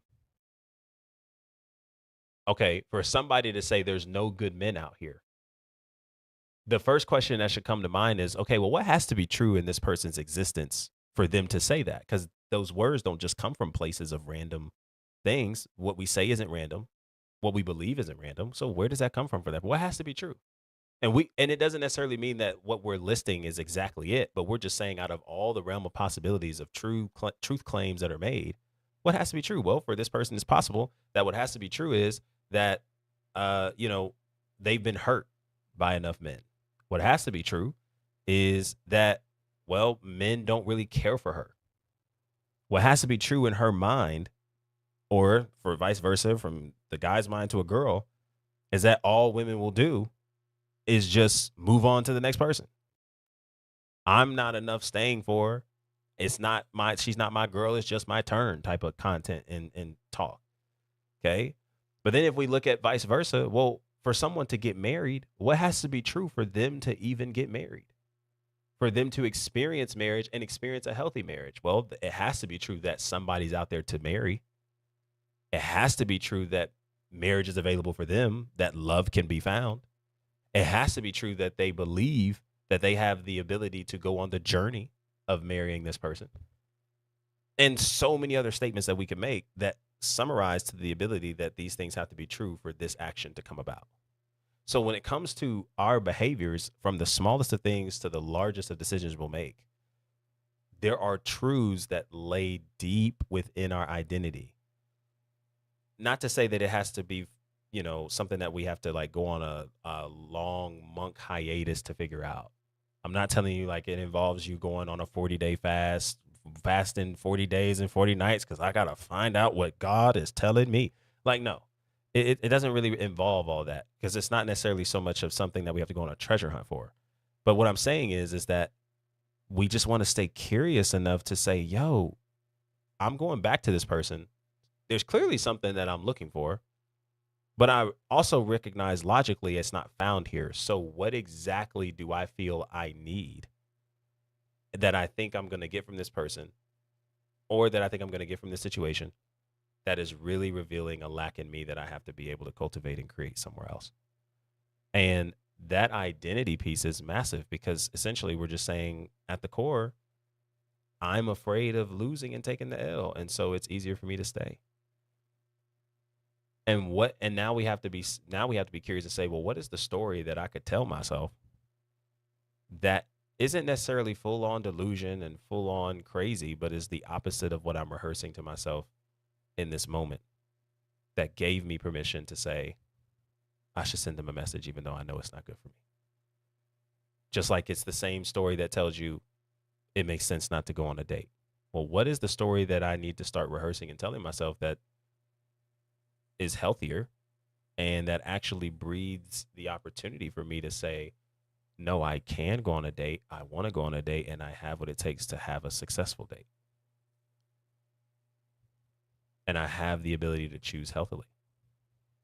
This is okay. So if you really want to go deep, this is the kind of stuff that is So when Solomon says meaningless, meaningless, everything is meaningless under the sun. And then he goes on an entire journey of experiencing and giving himself to everything just to figure out that it has no meaning in the end. Like, what he's really essentially getting us to understand in one aspect of his existential journey is that we are the ones that are attributing so much meaning to the very things we think we need to have and enjoy life. We're the ones creating it, right? We said the meaning was in having all the girls, having all the guys, having all the money, having all the fame, having all the status. And Solomon's like, fam, I went and did all that and then some. And I'm here to tell you that don't work. Because at the end of the day, the pieces go back in the box. You die, I die, we die, and that's it. We come here naked and with nothing, right? Right. And we're going to leave naked and with nothing. And with nothing. Take my car with me. I can't take my house with me. I can't take my bank account with me. And I've gotten to that place having a couple of near-death experiences, right? So I don't really chase after the things that I've chased for before, because I really have had, that Solomon experience where, everything is vanity, everything is meaningless. Only what you do, in my opinion, well, in the Bible's opinion, only what you do for Christ lasts, right? Mhm. Only store up yourselves treasures in heaven where, robber doesn't come in and steal and destroy and moth doesn't destroy it. Mhm. I get it. Because there's some people who are rich over here on earth, and, if they make it to heaven, they're probably going to be broke and not have any, getting to heaven is a reward in and of itself because we don't earn it. Mhm. But there are rewards in heaven. There are crowns. There are, things what you do, that you get rewarded for what you do in this life. Sure. So I get that. You get that logically. You get that logically. But you notice how, like, there's still cognitive dissonance because there's layers to belief. You believe it, so you profess it, and you know it to be true because it's in the scriptures. Great. And yet there is a part of your life where that still has yet to fully apply because I'm not moving in this same abundance that Solomon is essentially getting at in my life and relationships.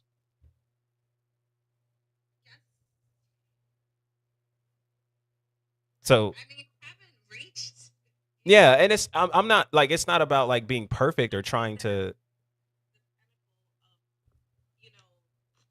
Well, it's not. But it's not about reaching the pinnacle though.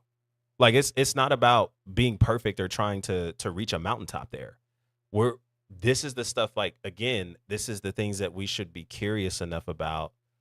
Not to add more shame to it. I mean, we all are in different areas and lanes of life. But when we're saying these things, it's exposing, like, oh, okay, so like I get it mentally, but there's still a roadblock that keeps me from engaging in it bodily, physically, and emotionally.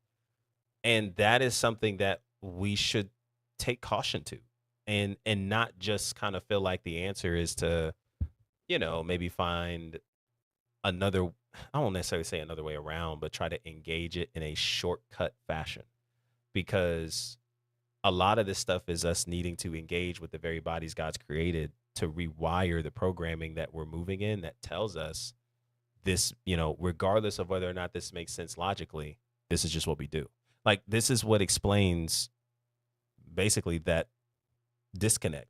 So, logically it doesn't make sense. It doesn't, there's nothing there. It's not healthy, all the things. But again, your body only takes into consideration what you do repetitively and what you do intentionally. And so, because this is literally how the body works, God is so great. This is how he designed the body to move in its own way. I can know it doesn't make sense to eat a snack past midnight. And I can know the dangers of I can know how adding all this sugar in my body past midnight is not doing me any good going into bed. Cause I and we do it, right? So it's like, okay, cool. So we recognize we do it and we still do it. So the answer isn't to get more intellectual about it so that way we can figure it out. The answer isn't another sermon, another podcast, another passage of scripture to quote to have in our hearts. The answer is I see that this is what I want, and I have to be willing to engage in a different meaning attributed to this instead of telling myself I have to have this snack to go to bed. What's another story I need to invest in that allows me to see the value of not needing this snack? And it doesn't avoid the pains. It doesn't avoid the hunger pains that I'll end up going to bed with because I'm used to eating a snack past 12. That's still going to show up. Just like you're going to have the hunger pains, if you wake up and it's like, dang, man, I'm just so hungry for some reason. But we let those things pass. And when we let that pass, we see, oh, snap. Okay, we're getting a hold of this. We're engaging in this differently. We're seeing it differently, not because it changed. The snacks in the pantry didn't change. The love for certain snacks didn't change. The number of snacks didn't change. The time didn't change. But my viewpoint on the situation changed. And that is what changed it. So quick story. There's a guy who went trending in a quick video where he said he was over 500 pounds and he was told he was about to be a father. And so he then turned that into basically a quick reel where he went on a fitness journey. And he was like, man, me becoming a father, he's making a decision to invest in his health because he wants to be around long enough to raise his children. And he wants to invest and lead his children in what a healthy life can look like. And this guy goes from being nearly over 500 pounds to shredded. Like, I don't know exactly how long it took him. I don't know if he shares it in the video. And it's been going around for a while. And somebody finally caught it. I wish I knew her name. But she finally addressed it because it had way less to do. Many people believe, fatherhood changes a man. Being a parent changes somebody. It does. We don't have to argue that. But that's not why he went to the gym.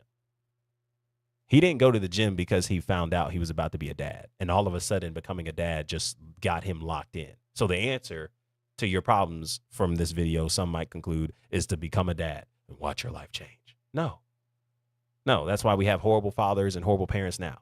Broken parenting that is replicated and duplicated because people think that's the answer. No. The answer was it was the meaning that changed for him that gave him permission to go to the gym and stay in the gym. Because it wasn't just him going to one day and then he got shredded. He had to go repetitively. He had to go days he didn't want to. He had to go days where his body was aching for him to sit down, lay down, because that's what he's used to. But he fought against that. He did that for months and months and months, trained for months and months and months to get his body to where he's at. The meaning that what the gym represented to him what the gym represented to him, the gym had a different meaning once he learned he was becoming a father. And that meaning is what gave him permission to stay in the gym, lock in, and get shredded. The gym never changed. The weights never changed. The workouts never changed. What was required of him never changed. What was required for him to diet never changed. It was all up here, the meaning. And the story and meanings that we attribute to certain things is literally the difference between making it out of situations and staying in them forever. It's the difference between not sending the message to the ex and moving on to finding somebody who we actually spend the rest of our life with, who enjoys us and we enjoy them. It is the difference between never finding a man and finding a man. It is the difference between finding love and being lonely. The story we tell. And regardless of what season of life we're in, we have the ability to create that. That's why Paul is going in across from continent to continent in chains. And yet he's still preaching the gospel. It ain't because his circumstance ever changed. He was on a boat, shipwrecked, and he said, I prayed about this. Our brothers, we are okay. This is the same guy who went to Rome for something he never did, to defend himself so he would not be persecuted.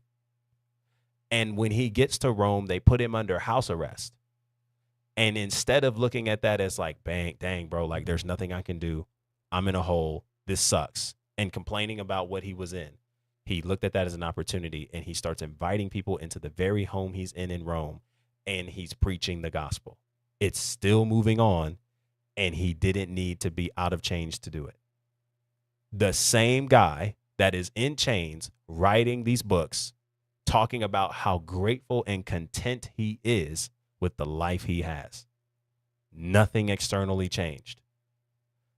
So it's not like Paul was so anointed that we cannot experience this for ourselves. The question becomes, what did he do to put himself in that position to where even in chains, that is way more unbearable than the prison systems that we have today, some might argue. To some degree, I don't know, it's probably gotten worse to some degree actually, but how did he do it? It's the story he told.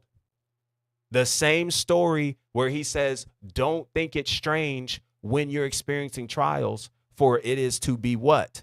Count it all joy, because it's what? To work patience, to work. That's a story. That's a reframing of the suffering these people were going through, where persecution was back to back, everywhere, up, down, all around. He says to count it all joy. Now, if the Bible that we read invites us to that, what is the application? It isn't to always think that we have to do all these religious routines. Applying it is like, okay, well, there are some stories that I'm telling myself about what I'm going through that actually has me more focused on lack than abundance, or that has me more focused on what I don't have than what I do have, or has me more focused on what I'm missing than what I have. So where are those areas? And the process of building that is, it does take time. It's not overnight. But what you're seeing here, your marriage revealed, it just wasn't as loud. What you're seeing here is what your other areas of your life in your past have revealed. It just wasn't as loud. And now it's like really, really loud with this ex. And like, that's okay, but it's a mirror. So let's look at it. Let's investigate it. Let's stay curious about it. Because it's speaking to an identity that Robin carries, that Robin has to be willing to let go of over time. Yeah. And we don't have to carry shame or guilt around it.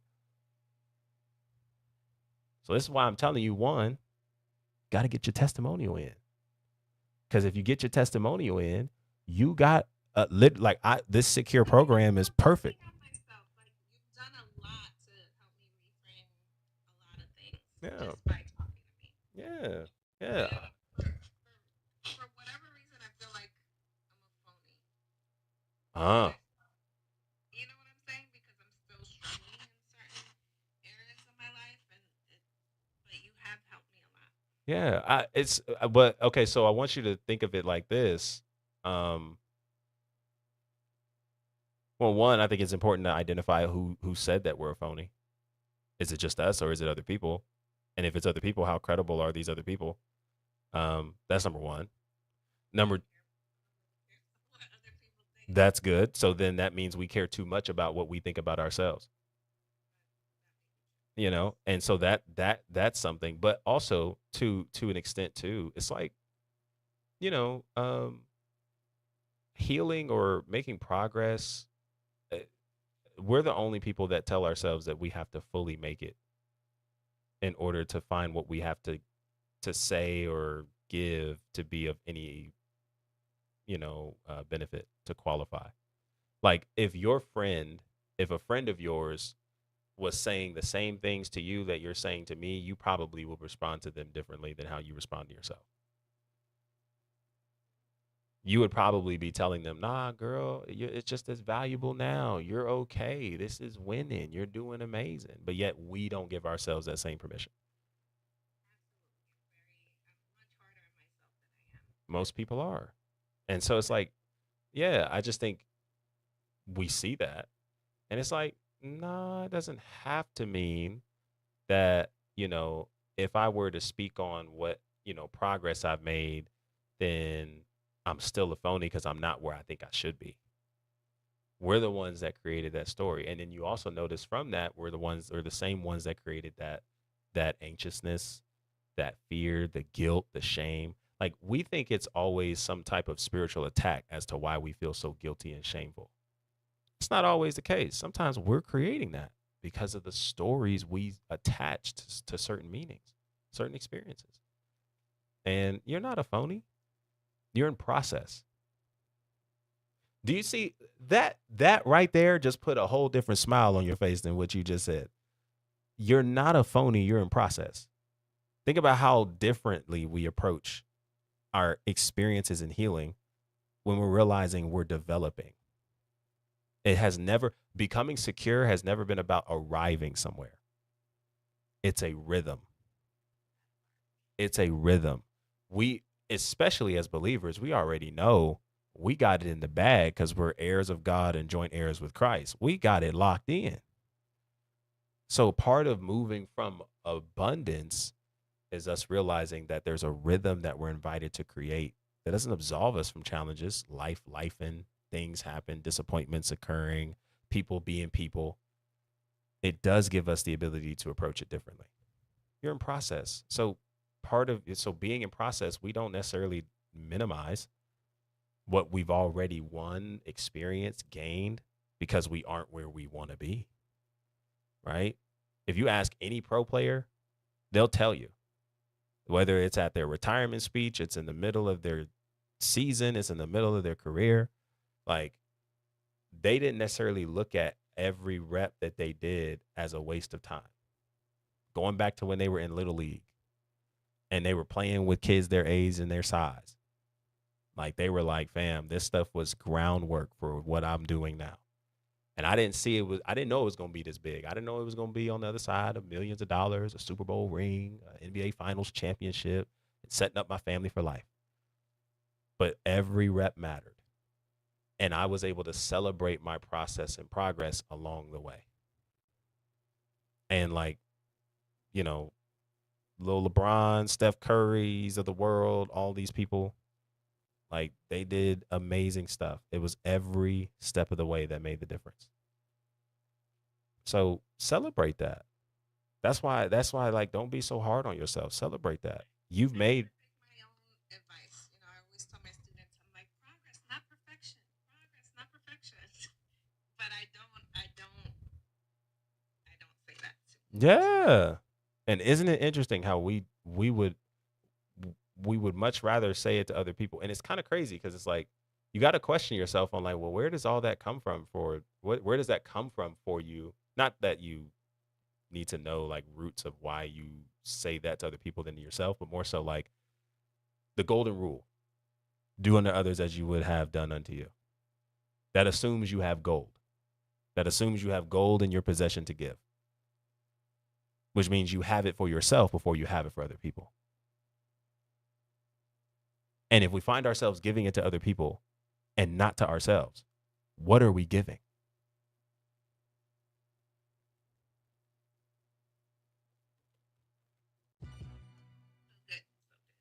Right? And so it's like, okay, cool. And it's not adding more. Again, we're not here to add more shame to it. It's just like, I'm aware of that.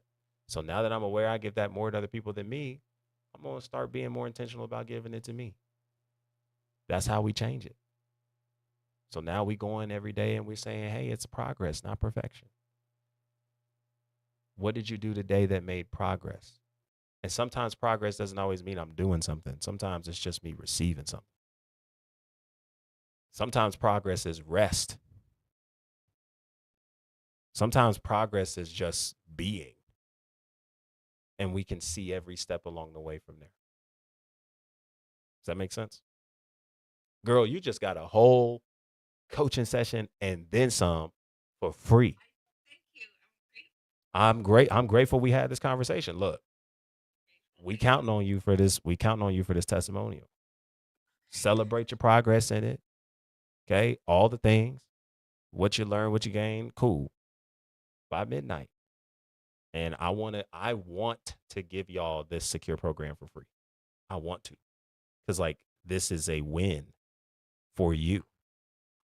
And it will tangibly walk you through a process every day with with lessons, with applications, all the things for you to be able to apply this in your life and start seeing life in a different lens and without needing life externally to change for you or be perfect. Okay. We count on you. So send me,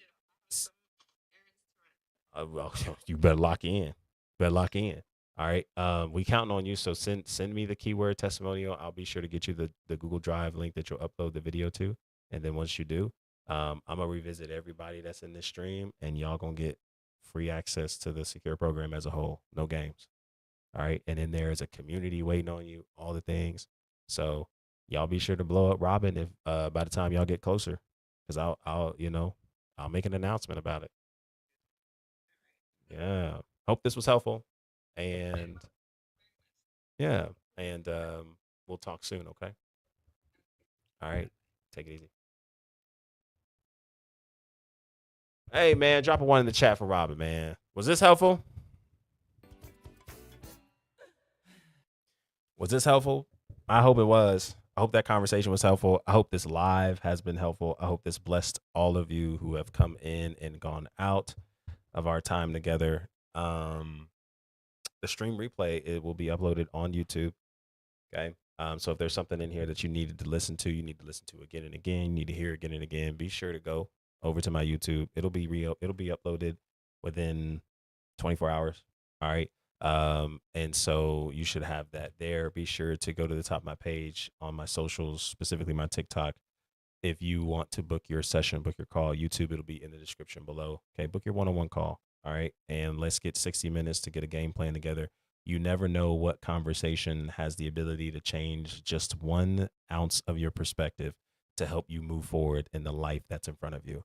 And I don't want you to feel like you have to go through your healing, your struggles, and your experiences alone. You don't have to. That's one of the greatest tricks that the enemy loves to pull from a spiritual perspective, but less about the enemy, more about some of the stories you'll tell yourself because you don't want to be a burden, because you don't want to be this, that, and the third. And this is an opportunity for you to invest in that, all right, to get what you need. So be sure to go to the top of my page on my TikTok, click that link tree, book your one-on-one call for a day that works best for you. YouTube, link in the description. Instagram, y'all need to go over to my TikTok and book that call. I don't have it uploaded in my Instagram for a reason, okay? Be sure to click the second link in my link tree or that becoming-secure.com link that is in my Instagram bio if you guys are wanting to get your free relational diagnostic. This is good for you to get to reveal a lot of the exposures in you, okay, regarding where you are in your relationships and what it looks like to move forward. So be sure to do that. New content coming soon. If you can't do any of that, be sure to follow, subscribe, turn on your post bell notification so you know the next time we're going live, the next time a post is being made. Content is going out like crazy, y'all, across all platforms. So pay attention, pay close attention to all these things. And I'm excited to see you guys tomorrow, same time, 1 p.m. Central Time for another episode of the Secure Corner Show, where we are here to build happy, healthy, and whole relationships with yourself, with God, and with others while building security that lasts beyond marriage. Okay. Appreciate you guys a ton for kicking it with your boy. It's your boy Koshan signing off. And until tomorrow, be easy and be breezy. Peace.